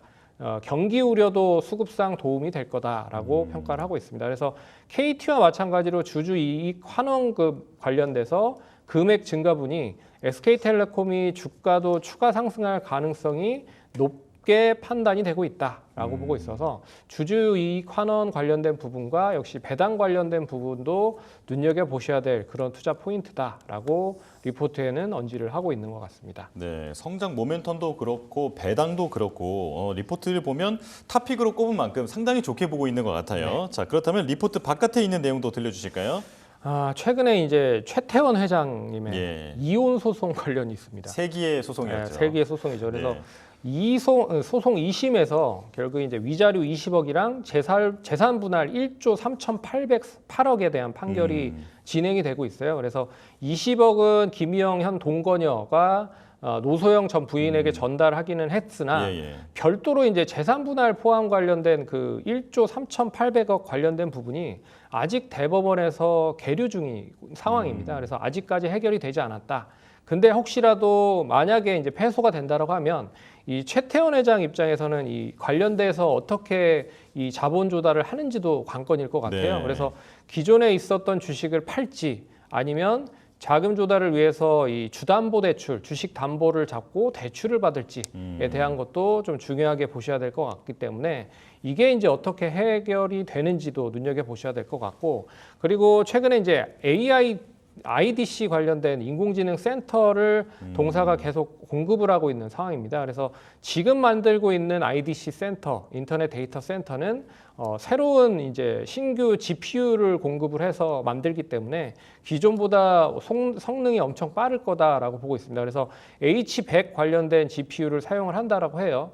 현재 가장 높은 수준의 그 데이터를 센터를 만드는 게 GPU가 B100 블랙웨일 관련된 부분인데 지금 B100은 구할 수도 없는 상황입니다. 네. 그래서 H100을 이용을 해서 만드는데요. 이게 A100 기준으로는 메모리 대역폭이 60% 증가를 하고 그리고 에너지 효율성도 높고 그리고 성능 속도도 한 30배 이상 높다. 그런 데이터 센터를 만든다라고 하는 부분들을 볼 수 있기 때문에 이런 데이터 센터에 대한 성장 모멘텀도 남아있다라고 하는 거는 좀 눈여겨보셔야 될 것 같습니다. 예. 자, 그렇다면 이제 목표가를 볼 텐데 그 최근의 주가 흐름을 보면은 폭락 이후에 완전히 회복했고 네. 그 이후에 고점도 계속 높여가고 있는 상황이거든요. 자, 현재는 55,000원 정도인데 목표가는 7만 원 나왔습니다. 어떻게 보십니까? 예, 이게 수익성적인 부분으로만 평가를 해도 네. 어제 종가 기준으로 봐도 PER이 10.3배 정도 수준밖에 되지 않습니다. 그리고 뭐 많이 올라왔다라고 쳐도 10.3배이기 때문에 뭐 추가적인 상승은 충분히 가능할 수 있다라고 볼 수가 있을 것 같고요. 그리고 7만 원 제시했던 7만 원도 PER이 12배 정도 수준이기 때문에 그렇게 높지 않다. 그렇기 때문에 뭐 충분히 상승할 수 있다라고 좀 말씀드릴 수 있을 것 같습니다. 그리고 최근에 차트를 좀 보시면 결국에는 이 월봉상 차트를 봤을 때 네. 계속 고점에서 이 횡보를 했었던 구간이 6만 원대 뭐 매물이 좀 있는 상황이에요. 그래서 6만 원을 잘 돌파하는지에 대한 여부가 중요할 것 같다라고 보고 있어서 1차 기술적인 목표가는 6만 원으로 보면서 펀더멘탈적인 상황으로 7만 원까지 보유를 하시면 좋지 않을까. 그렇게 좀 말씀드리겠습니다. 네, 리포트에 나온 대로 7만 원도 그렇게 밸류가 비싼 자리는 아니기 때문에 충분히 달성이 가능할 것 같고, 자, 다만 매물대가 좀 몰려 있는 6만 원. 이 부분을 지금 1차적 기술적 목표가로 잡아주셨습니다.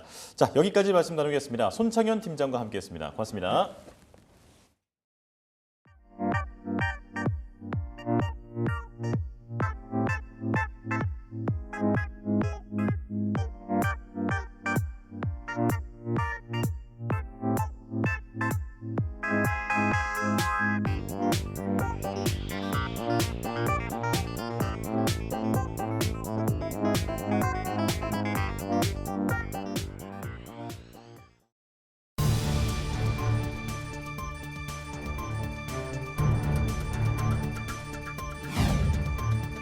(8월 28일) 이 시각 주요 뉴스입니다.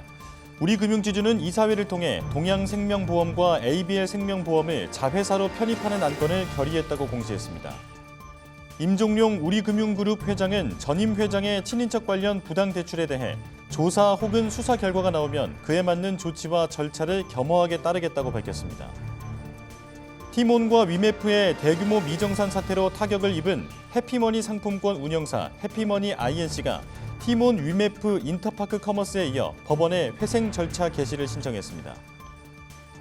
이복현 금융감독원장은 기업 지배구조 개선 관련 연구기관 간담회에서 합병이나 공개 매수 등의 과정에서 지배주주만을 위한 의사결정으로 국내외 투자자들이 크게 실망하는 경우가 계속 발생하고 있다고 언급했습니다. 금호타이어 노조가 사측과의 임금 단체 협약 교섭 결렬을 이유로 부분 파업에 돌입하면서 국내 3개 공장 가동이 일시 중단됐습니다. 통계청이 발표한 인구 동향에 따르면 2분기 출생아 수가 56,838명으로 작년 2분기보다 1.2% 늘어나면서 합계 출산율은 0.71명을 기록했습니다. 대우건설은 개포주공 5단지 아파트 재건축 정비 사업에 시공자로 입찰에 참여해 하이엔드 주거 브랜드인 개포서밋 187을 제안하며 사업 조건과 특화 설계안을 제시했습니다. 은행이 주택담보대출을 조이면서 이금융권 풍선 효과 우려가 커지자 삼성화재가 주담대 금리를 0.49%포인트 인상하는 등 보험사들도 금리 인상에 동참했습니다. 이 시각 주요 뉴스였습니다.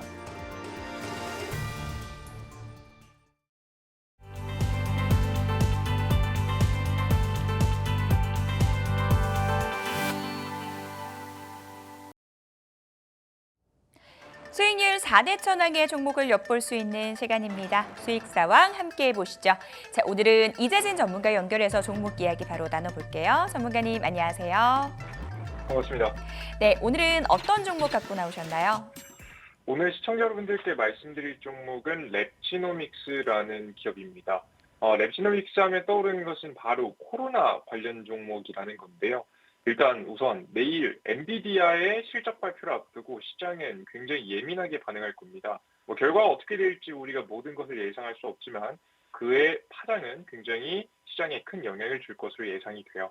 이런 시장 속에서는 보통 이런 대형 이슈 전에는 이런 변수에도 변하지 않고 결국엔 한 번쯤은 반등 상승해 줄 가능성이 높은 재료를 가지고 있는 종목들이 필요합니다.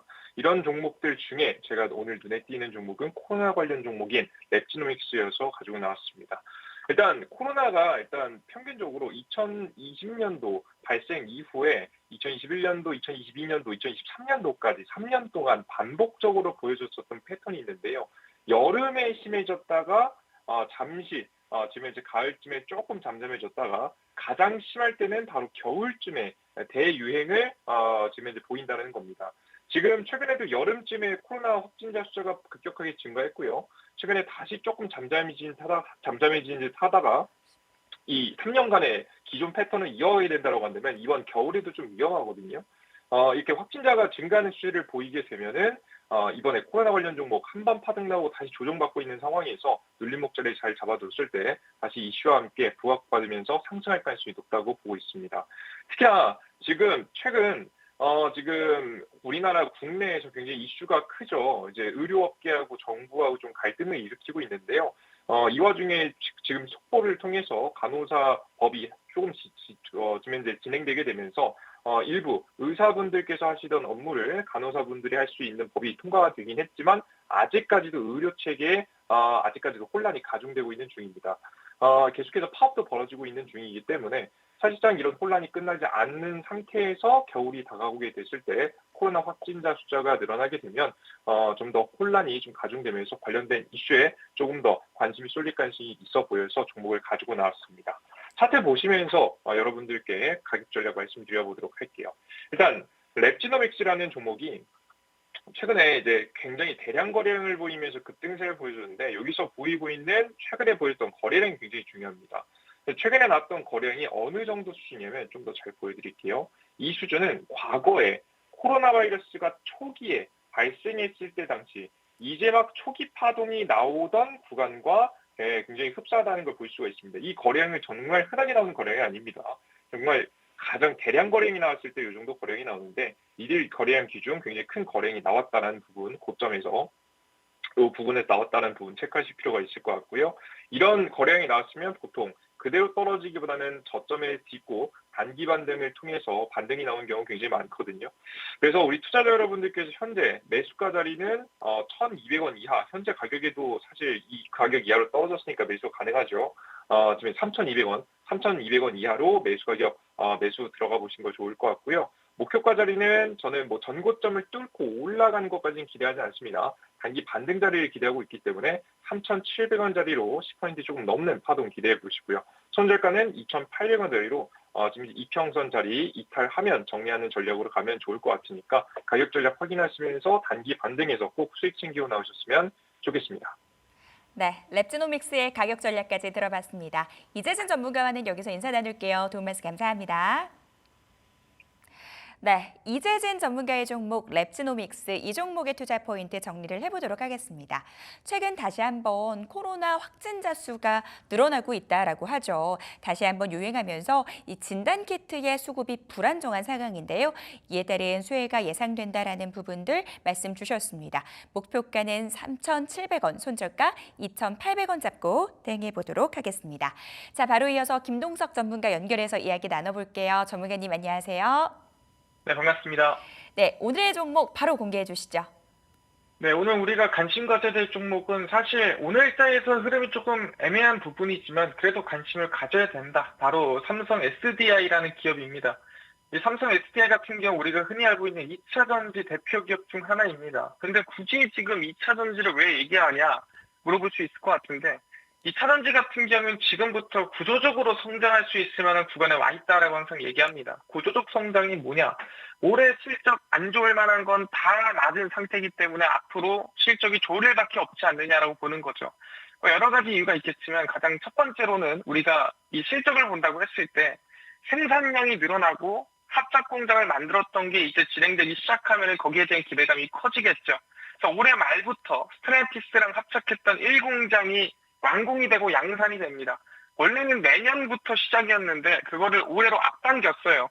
그리고 내년에 이 공장, 그리고 현대차랑 이 유럽 공장 2026년인데 아마 앞당겨질 것으로 예상이 되고요. 그러다 보니까 올해 말부터 시작해서 내년까지 이 생산량 자체가 늘어날 수밖에 없는 상황이에요. 추가적으로 우리가 볼 수 있는 거는 올해 실적이 대부분이 안 좋았죠. 2차 전지 관련된 기업들이. 왜 그랬냐라고 물어본다 한다면은 이 배터리 판가가 내려가면서 이 재고 평가 손실이 났습니다.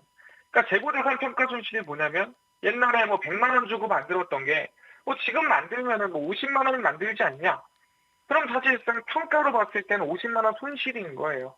그러다 보니까 그 손실이 잡히면서 안 좋게 흘러갔는데 그게 다시 이 판가 자체가 최저점이기 때문에 실적이 더 나빠질 일이 없고 이제 좋아질 일만 있다라고 한다면 충분히 2차 전지는 지금부터 실적이 바닥 찍고 다시 반등하고 생산량 늘어나고 기대감을 볼 수가 있다라고 얘기하는 거고 실제로 금리 인하 기조고 지금은 금리 인하를 하냐 마냐가 아니라 0.25냐 0.5냐의 싸움이에요.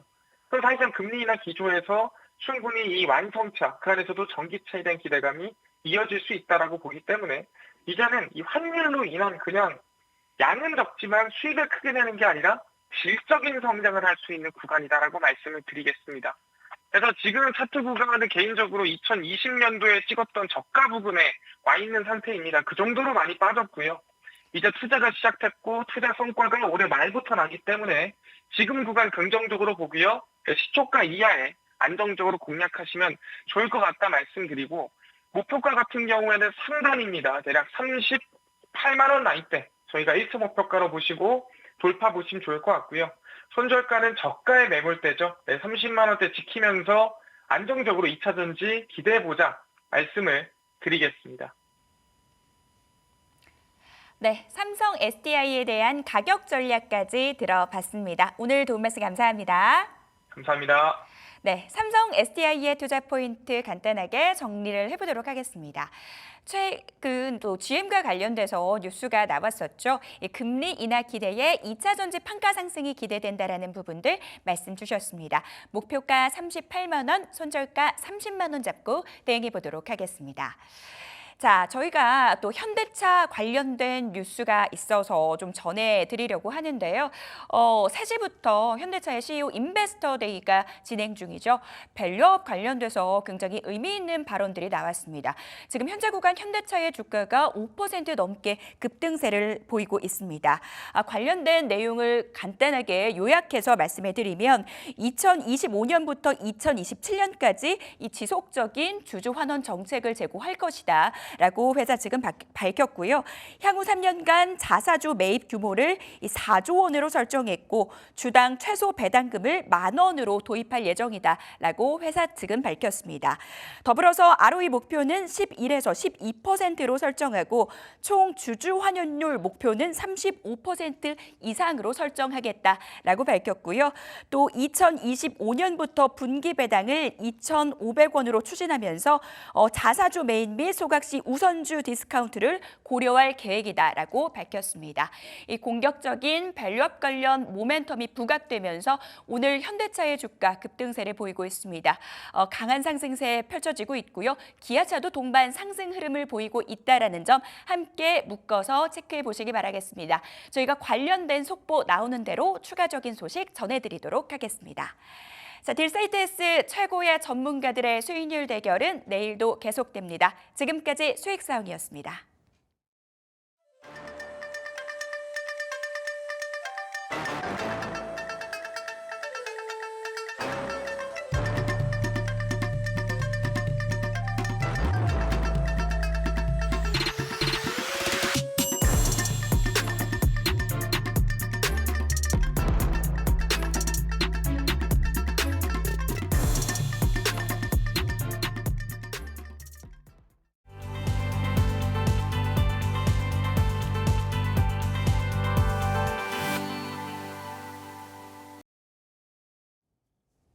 라스트 빅딜 함께 하시죠.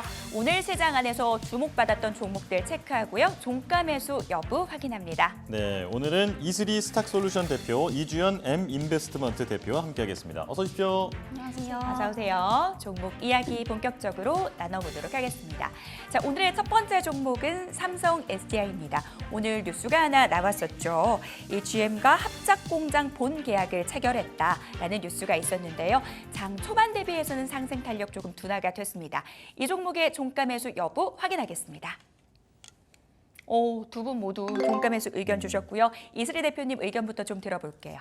네, 우선은 이제 필에너지 같은 경우에 이제 삼성 SDI가 또 2대 주주인 이제 기업이라고 좀 보시면 될 것 같고요. 이에 따라서 좀 굉장히 밀접한 관련이 있습니다. 그리고 최근에 이제 전고체 배터리 관련해서 또 한 번 이제 중요성이 좀 부각이 되고 있는 시점이기 때문에 이런 스태킹 장비 그리고 이제 노칭 장비를 제조하는 이런 장비 기업들을 좀 주목을 해보시는 게 좋겠다는 말씀 드리겠고요. 결국에 이제 그 화재 사건이 계속해서 좀 잇따르면서 뚜렷한 좀 대체관이 없는 상황이죠. 그럼 결국에 이제 전고체 배터리 관련주들 또는 이제 안정성을 높일 수 있는 이런 음극재 관련주들이 향후에도 좀 주목을 받을 수밖에 없다라는 관점에서 좀 주목을 해보시면 좋을 것 같고요. 그래서 오늘 이제 그 뉴스가 하나 나왔습니다. 그래서 삼성 SDI에서 이제 GM과 함께 이제 합작 공장을 체결하겠다라는 이제 소식이 나왔는데 이 규모가 지금 5조 원대입니다. 그래서 이런 캐파 확장과 더불어서 지금 필에너지 역시도 이런 이제 생산량에 대한 어떤 확대를 좀 할 것으로 좀 보이고 있는 상황이기 때문에 이에 따른 또 수혜가 좀 기대가 되고 있다라고 좀 보시면 될 것 같고요. 예. 그리고 이제 전고체 쪽에서 사실 이제 아직까지 뭐 상용화된 거는 아닙니다만은 뭐 삼성 SDI가 우리나라 이제 배터리 셀 업체 중에서 가장 좀 앞서 나가고 있다라고 좀 보시면 될 것 같다라는 말씀 드리겠고요. 우선은 최근에 이제 전고체 같은 경우에 이제 2027년에 또 이제 양산을 할 것이다라는 계획을 좀 갖고 있는 상황입니다. 그래서 지금 반고체까지도 또 얘기가 나오고 있다라고 좀 보시면 될 것 같고요.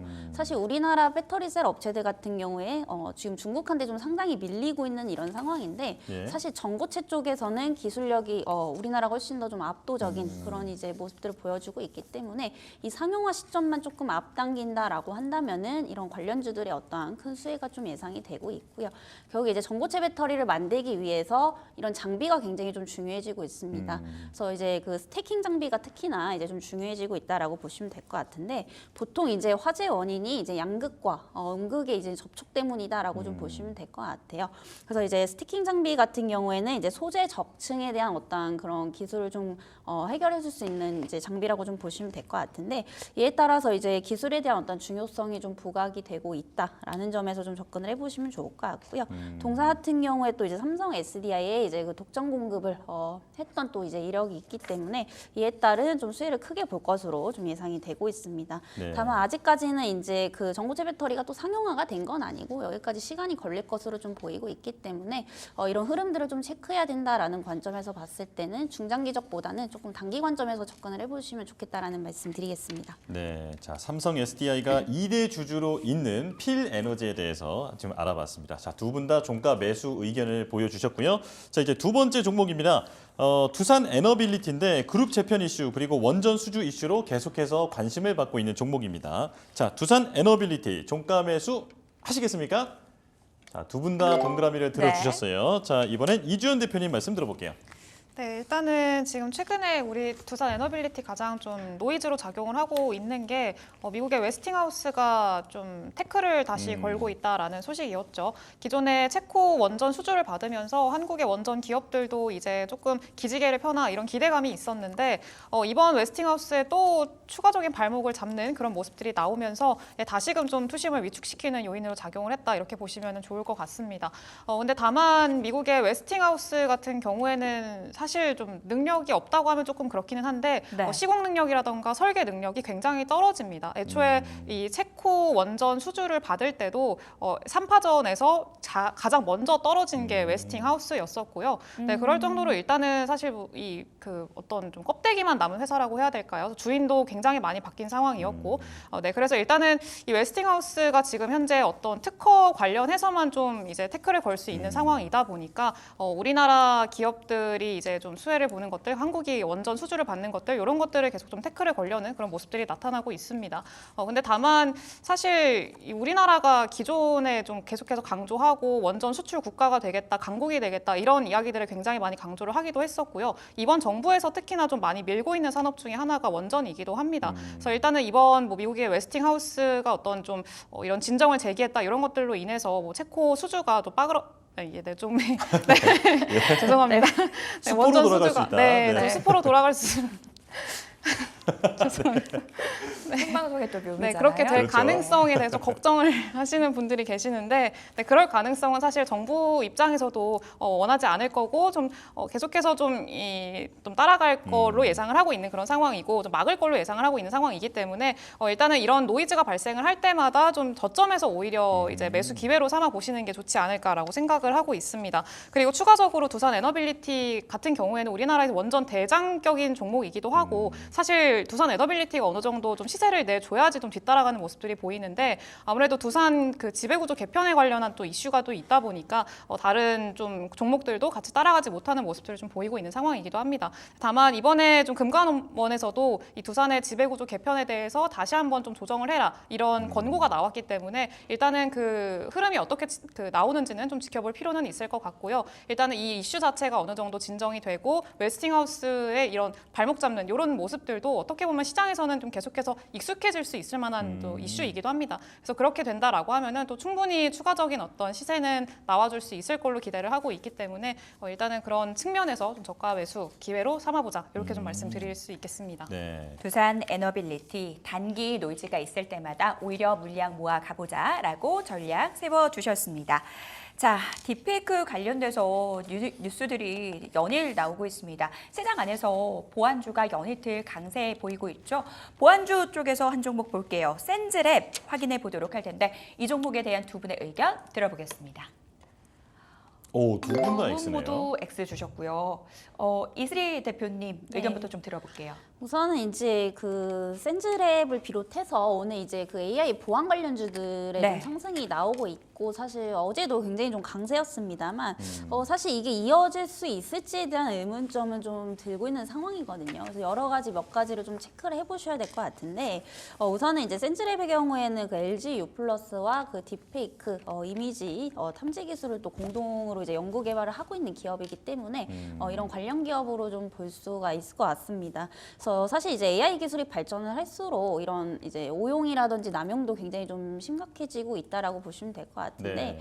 결국에는 이제 그 보안 기술도 이에 따라서 발전을 할 수밖에 없는 산업인 거는 맞거든요. 네. 다만 이제 그 이런 생각이 좀 들어요. 사실 이런 보이스피싱 같은 이제 차단하는 기술도 아직까지 완벽한 기술이 만들어진 게 아닌데 지금 AI 이제 보안 기술이라고 해서 이게 뭐 바로 하루 이틀 만에 만들어질까라는 좀 의문이 좀 들거든요. 그래서 아직까지는 이런 보안 기술에 대한 어떤 의문점이 좀 있는 그런 상황이기 때문에 사실상 이제 단발성 이슈일 가능성이 상당히 좀 높다라고 좀 보고 있는 상황이고요.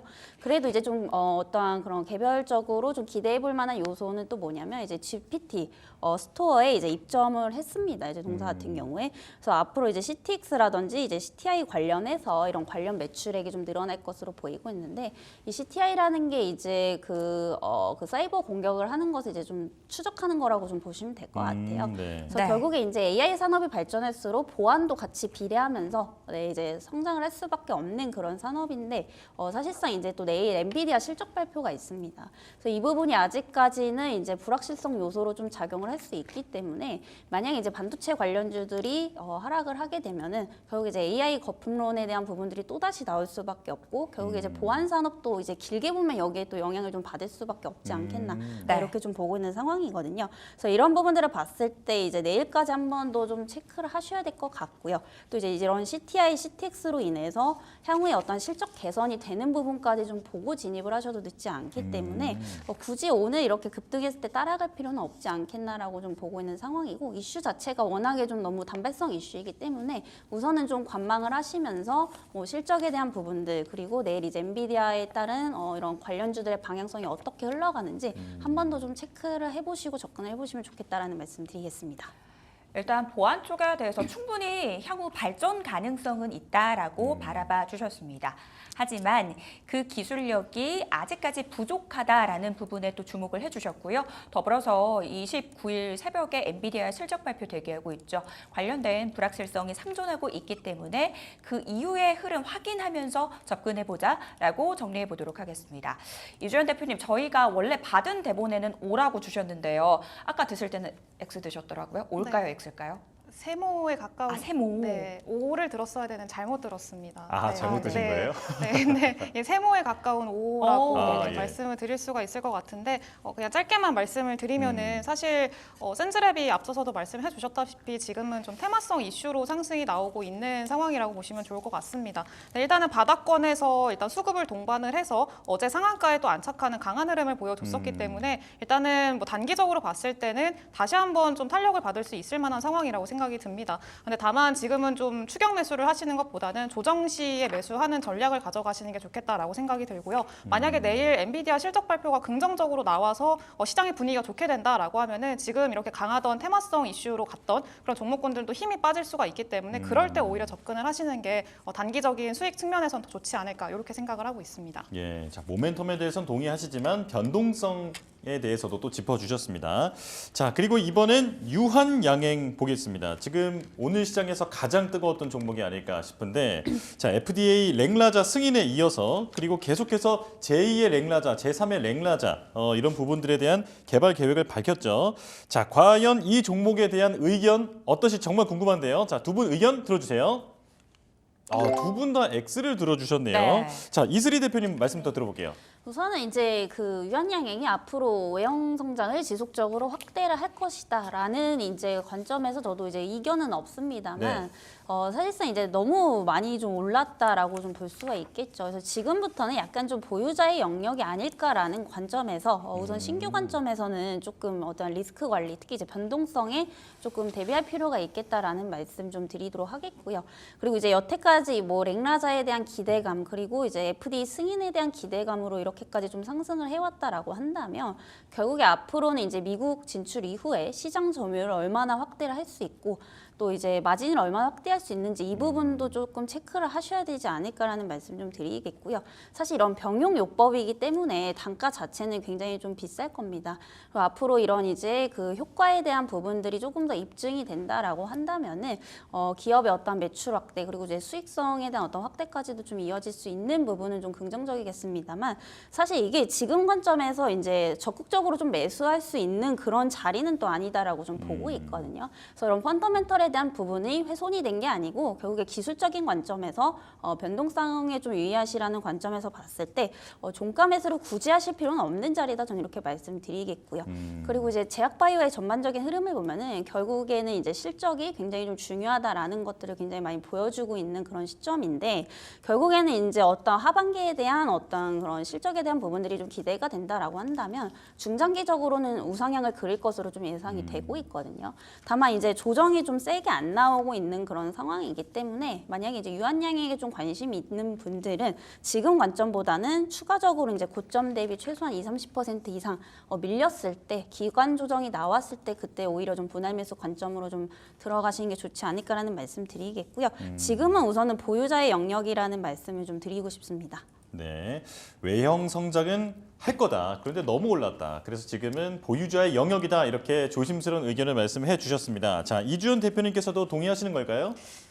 일단은 지금은 좀 많이 올랐다라고 생각을 하고 있어서 X를 들기는 했는데 네. 말씀을 해주셨다시피 사실 뭐 가치적인 측면에서는 달라진 게 없습니다. 근데 앞으로의 가치를 조금 너무 빨리 땡겨서 주가에 반영이 되지 않았나라고 좀 생각을 하고 있고요. 그래서 조금 그 실제로 우리가 기대하고 있는 가치가 실질적으로 눈에 보이기까지는 좀 시간이 필요하다라고 생각을 하고 있습니다.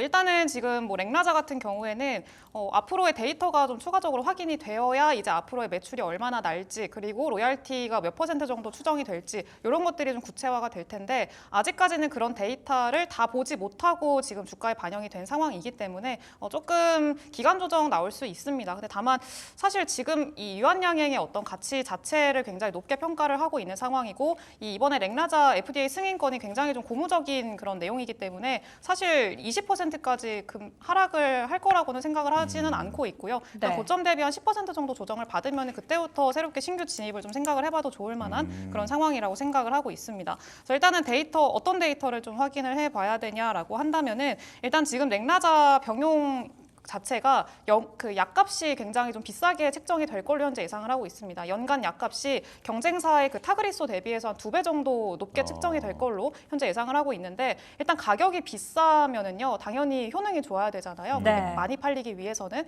그래서 일단 효능이 좋기 위해서는 전체 그 생존율이 얼마나 좀 높은지 상대적으로 경쟁사 대비해서 이런 것들이 얼마나 데이터가 우수한지를 좀 확인을 해야 됩니다. 근데 일단은 그 데이터 자체는요 내년 상반기에 좀 2분기쯤에 공개가 될 걸로 현재 예상을 하고 있는 상황이기 때문에 그 전까지는 충분히 좀 기회가 올 거라고 생각을 합니다. 그래서 지금 너무 급하게 따라잡을 필요는 없고 그런 데이터를 조금씩 확인을 해가면서 좀 접근을 하셔도 충분히 이제 늦지 않는다라고 좀 말씀을 드리도록 하겠습니다. 네.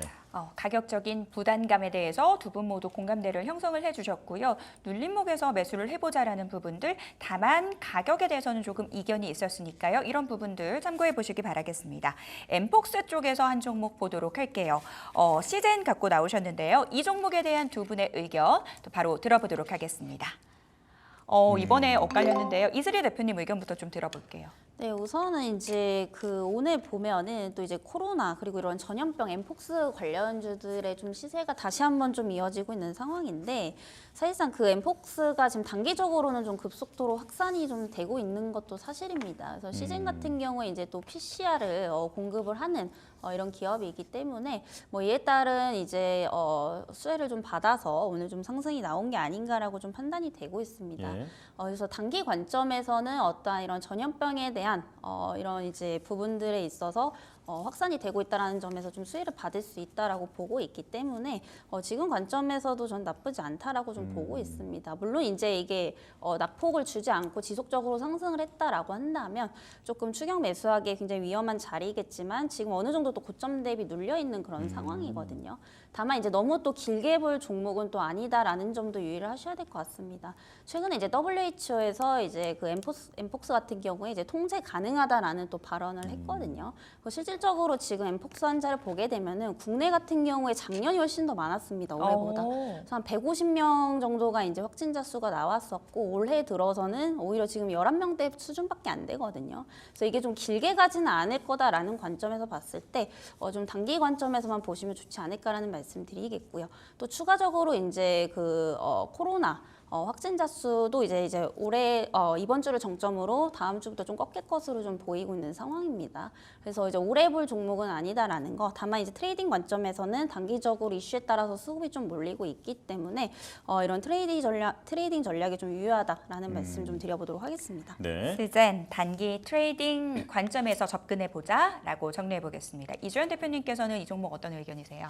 마찬가지로 단기적으로 봤을 때는 뭐 3만 원까지는 갈 수 있겠다라고 판단이 들고 있기는 네. 합니다만 근데 다만 지금 코로나 같은 경우에는 이제 이번 주가 정점을 지날 걸로 현재 예상을 하고 있는 상황이기 때문에 그러면은 이제는 조금씩 정리를 하는 편이 좋습니다. 그래서 신규 진입보다는 더 나은 종목들이 더 있을 거기 때문에 그런 종목들에 오히려 관심을 가져보시는 게 좋을 것 같고요. 일단 시젠 같은 경우에는 기존에 보유를 하고 있다라고 한다면은 상승 시에 조금씩 비중을 덜어내는 전략을 가져가시는 게 좀 좋지 않을까라고 생각을 하고 있습니다. 그래서 물론 뭐 엠폭스 관련해서 이슈에 따라서 뭐 중간 중간중간 반등 나올 그런 이슈화가 되기는 하겠습니다만 뭐 굳이 신규 접근을 할 매력도는 사실 상대적으로는 조금 없다라고 좀 생각을 하고 있어서 네, 그런 측면에서 좀 관심 있게 그런 측면에서 봐주시면 좋을 것 같습니다. 네. 보유자 관점에서도 전략 세워주셨어요. 반등 때마다 비중 축소해보자라고 말씀 주셨으니까요. 또 투자에 참고해 보시기 바라겠습니다. 시즌에 대한 두 분의 의견 들어봤고요. 저희는 마감 시보 듣고 돌아오겠습니다.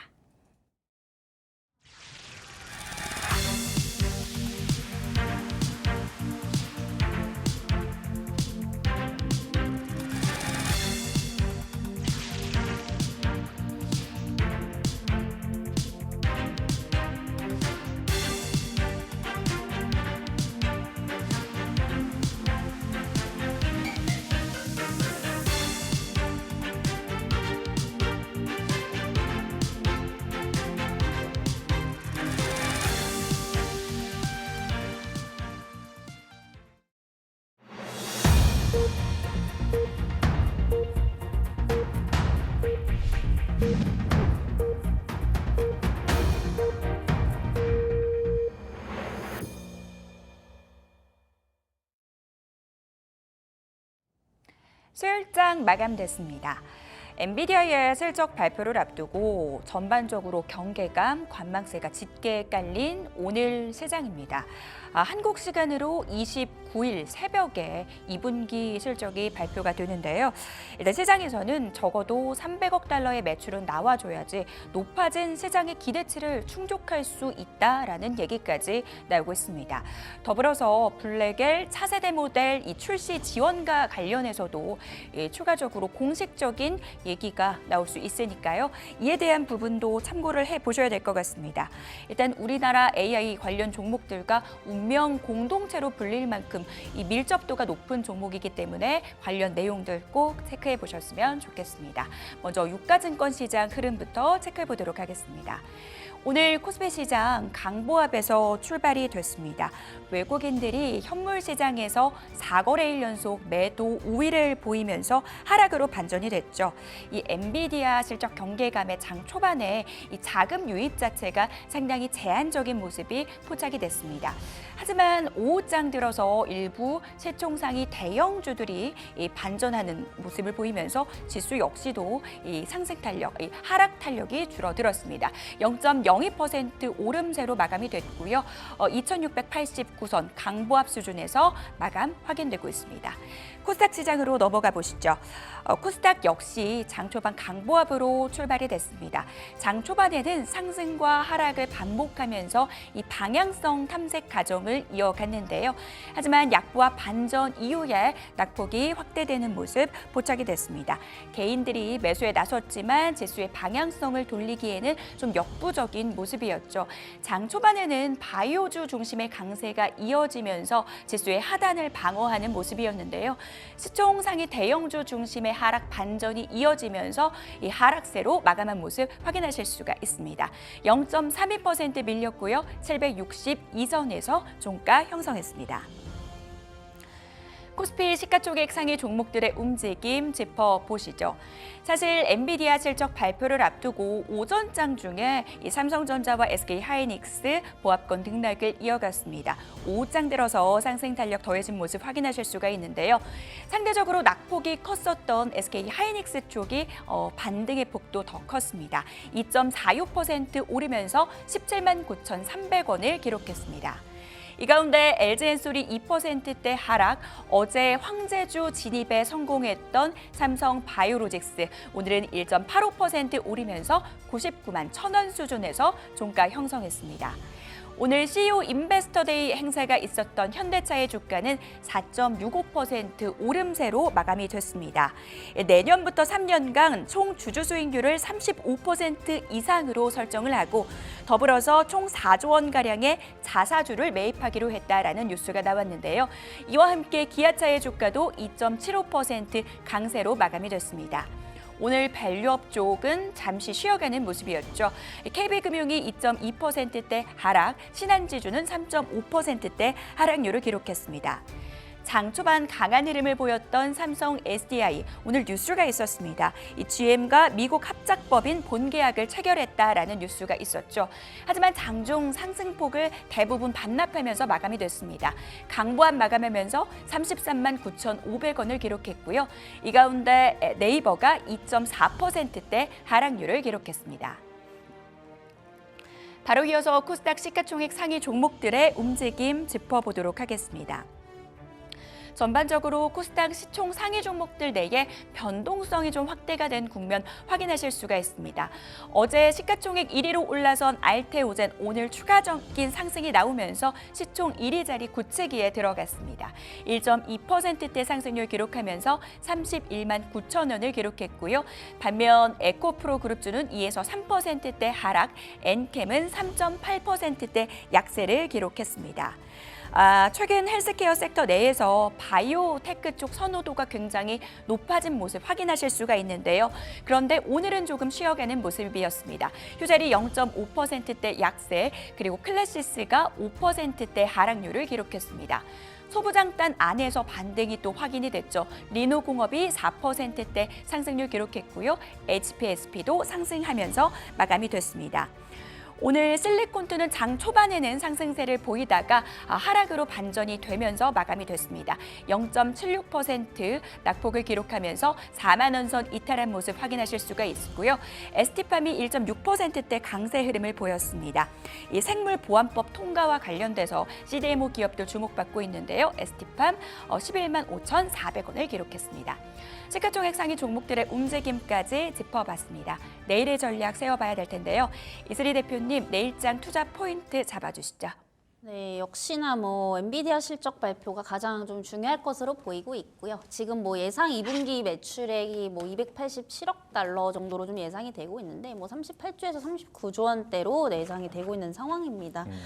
그동안 이제 엔비디아의 어떤 그런 분기별 이제 그 실적을 좀 보게 되면은 항상 그 예상한 것보다 평균적으로 매출액이 한 10% 이상 더 나왔었거든요. 그래서 결국에 이제 이번에도 예상치보다 그 정도 평균은 한 8%에서 10% 이상 나와주느냐 이 부분이 굉장히 좀 중요할 것으로 보이고 있고요. 물론 이제 2분기 실적뿐만이 아니라 3분기 실적에 대한 어떤 가이던스도 굉장히 좀 중요할 수밖에 없는 시점입니다. 그래서 지금 예상치가 매출액이 3분기 때 317억 달러로 좀 예상이 되고 있는 그런 상황인데 사실 이게 분기마다 지금 계속 그 상향치가 높아지고 있잖아요. 근데 모든 산업은 사실상 호황기가 있으면 둔화기가 좀 반드시 오기 마련인데 이 사실상 이런 상향 조정이 계속해서 되고 있는 이런 점들이 오히려 이제 부담이 좀 될 수도 있다라고 좀 보여지고 있습니다. 그래서 이걸 앞으로 좀 맞출 수 있을지 없을지 내일 실적에 따라서 조금 방향성이 달라질 것으로 보이고 있기 때문에 이런 부분들을 좀 주의를 하시면서 좀 보시면 될 것 같고요. 결국에 이제 실적은 잘 나올 겁니다. 근데 그게 중요한 게 아니고 결국에 시장 컨센서스 대비 상회하느냐 이 부분이 상당히 좀 중요할 것으로 좀 보이고 있기 때문에 반도체 관련주들은 이 부분까지 꼭 체크를 하시고서 좀 신중하게 접근을 하시는 게 좋겠다라는 말씀 드리겠습니다. 네, 자 역시 엔비디아 실적 발표를 짚어주셨는데요. 자 이주연 대표님께서도 같은 의견이실까요? 네, 비슷한 의견인데요. 일단은 마찬가지로 너무 급하게 생각하실 필요는 없을 것 같습니다. 네. 내일 일단 결과를 보고 확인을 하셔야 될 것 같고 실적보다는 사실 앞으로의 어떤 가이던스를 어떻게 내느냐 요거에 따라서 주가의 향방이 좀 많이 갈릴 걸로 예상을 하고 있습니다. 어떻게 보면은 좀 이 AI 반도체 그리고 이 지금까지 끌고 왔었던 이 AI라는 산업이 더 가냐 마냐 이거를 결정하는 좀 분기점이 될 가능성이 굉장히 높기 때문에 일단은 좀 보수적으로 접근할 필요가 있을 거라고 생각을 하고 있고요. 다만 지금 SK하이닉스나 삼성전자가 장 후반으로 갈수록 조금 상승폭을 키우면서 긍정적으로 마감을 했습니다. 그러니까요. 근데 네, 이거는 어느 정도 내일 어떤 실적에 대한 좀 베팅성 수급이라고 해야 될까요? 이런 것들이 들어온 거라고 생각을 하시면 좋을 것 같고요. 그래서 일단은 너무 부정적으로 볼 필요도 없지만 너무 또 이제 너무 미리 예상을 하시면서 네. 좀 들어가실 필요는 없다 이렇게 좀 생각을 하고 있습니다. 네. 네. AI 거품론이 나오고 있는 상황에서 향후 가이던스에 대한 부분 초점을 두고 바라보자라고 말씀 주셨고요. 두 분 모두 공통적으로 너무 급하게 생각할 필요는 없다라고 조언해 주셨습니다. 자, 그러면 내일장 주도 섹터 살펴봐야 될 것 같은데요. 이슬희 대표님 어떤 섹터 주로 보고 계세요? 네, 제약바이오가 어. 계속 좀 이어갈 가능성이 높지 네. 않을까라고 보고 있고요. 내일은 둘 중에 하나일 것 같습니다. 결국에 이제 실적 잘 나오면은 또 이제 반도체가 강하게 시세가 나오면서 이제 그 바이오 쪽은 좀 세론이 나올 수는 있겠다라고 저는 좀 보고 있는 상황이지만 그럼에도 조금 길게 보면은 결국 9월에도 주도 업종은 바이오가 이끌어갈 가능성이 좀 상당히 높지 오. 않을까라고 보고 있거든요. 네. 그래서 결국에 이제 패닉 셀링 때도 지난 이제 5일 때 사실상 그 빠른 주가 회복력을 가장 또 크게 보여줬던 게 이제 대표적으로 바이오 업종이었습니다. 그래서 최근에 이제 좀 플랫폼 쪽에만 사실 좀 관심을 많이 두고 계시는데 저는 이제 CDMO나 바이오시밀러 쪽도 좀 보시는 게 좋지 않을까라는 말씀을 드리겠고요. 이유는 이제 간단합니다. 사실 이런 플랫폼 쪽 같은 경우에 지금 너무 많이 오른 것도 문제고 물론 이제 기술에 대한 어떤 가치가 사실 이제 복제약품 쪽보다는 그쪽이 더 높을 수밖에 없는 그런 상황인데 이게 자세히 조금 뜯어보면은 사실상 지금 유한양행 다음으로 바로 이제 제2의 유한양행을 찾기는 조금 어려운 상황이거든요. 그나마 뭐 HLB 쪽이 기대를 걸어볼 만한데 이것도 지금 계속해서 딜레이가 되고 있는 상황이고 그리고 대부분의 이제 지금 그 신약 항암제 쪽을 보게 되면은 임상 1상 이상인 기업들이 대부분입니다. 근데 어찌됐든 제품을 내려면은 3상까지 통과를 해야 되는데 여기까지 최소한 3년에서 5년 정도는 걸린다라는 거죠. 그래서 이런 부분들을 봤을 때 너무 저기 플랫폼 쪽에만 좀 집중을 하시기보다는 오히려 뭐 CDMO나 바이오시밀러 쪽이 상대적으로 좀 덜 올랐거든요. 그래서 이제 그 생물보안법에 대한 기대도 좀 되고 있는 상황이고 이런 부분들을 봤을 때 오히려 신규 관점에서는 뭐 아까 유한양행 같은 종목보다는 네. 좀 덜 오른 셀트리온 그리고 뭐 삼성바이오로직스 그리고 이제 중소형주단에서는 ST팜까지 아울러서 좀 보시면 좋겠다라는 말씀드리도록 하겠습니다. 네, 제약 바이오 내에서도 CDMO 바이오 시밀러 기업에 주목해 보자 말씀해 주셨습니다. 이주연 대표님께서는 어떻게 생각하시나요? 일단은 반도체를 좀 주목을 해보셔야 될 것 같은데요. 뭐 결론이 어떻게 될지는 일단 내일이 돼봐야 알겠습니다만 사실 만약에 반도체 관련 기업들이 좀 내일 엔비디아 실적 발표나 가이던스가 생각보단 부진해서 네. 좀 빠진다라고 하면은 내일 당연히 이제 개파락으로 출발을 하게 될 텐데 그러면은 오히려 좀 저가 매수의 기회가 되지 않을까라고 생각을 하고 있습니다.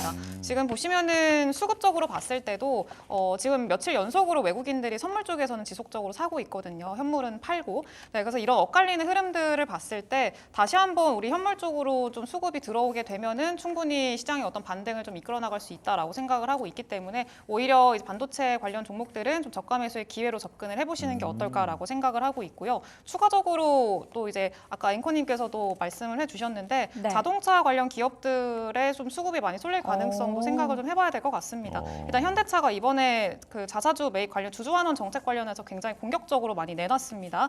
예상으로 지금 예상치였던 게 자사주 매입이 5년 동안 3.5조였습니다. 이건 매년 한 7천억 원 정도였거든요. 근데 실제로 이번에 좀 인베스터데이에서 발표를 한 걸 보면은 3년간 4조 원을 하겠다라고 얘기를 했습니다. 1년 동안 매년 1조 원 이상을 하겠다는 얘기이기 때문에 굉장히 공격적이다라는 거고 하이브리드 차종도 2030년까지 이제 2배로 종류 자체를 늘리겠다라고 이야기를 해놓은 상황이기 때문에 일단은 이 밸류업 관련한 것들 그리고 그동안에 많이 부진했던 바닥을 좀 많이 만들었던 자동차 부품 관련 종목들까지도 좀 반등을 기대해 볼 수 있지 않을까라고 생각을 하고 있습니다. 일단 반도체의 변동성이 확대될 경우 저가 매수 기회로 활용해 보자라고 말씀 주셨고요. 이 자동차주로 수급 올릴 가능성에 대해서도 언급해 주셨습니다. 현대차가 인베스터 데이를 통해서 굉장히 공격적인 주주 환원책을 얘기했는데요. 이로 인해서 완성차단뿐만 아니라 부품주로까지 수급이 유입될 수 있다라고 말씀 주셨으니까요. 투자에 참고해 보시기 바라겠습니다. 자, 딜사이트 마감 노트 오늘 저희가 준비한 내용은 여기까지입니다. 네, 저희는 내일 다시 돌아오겠습니다. 시청해주신 여러분 고맙습니다.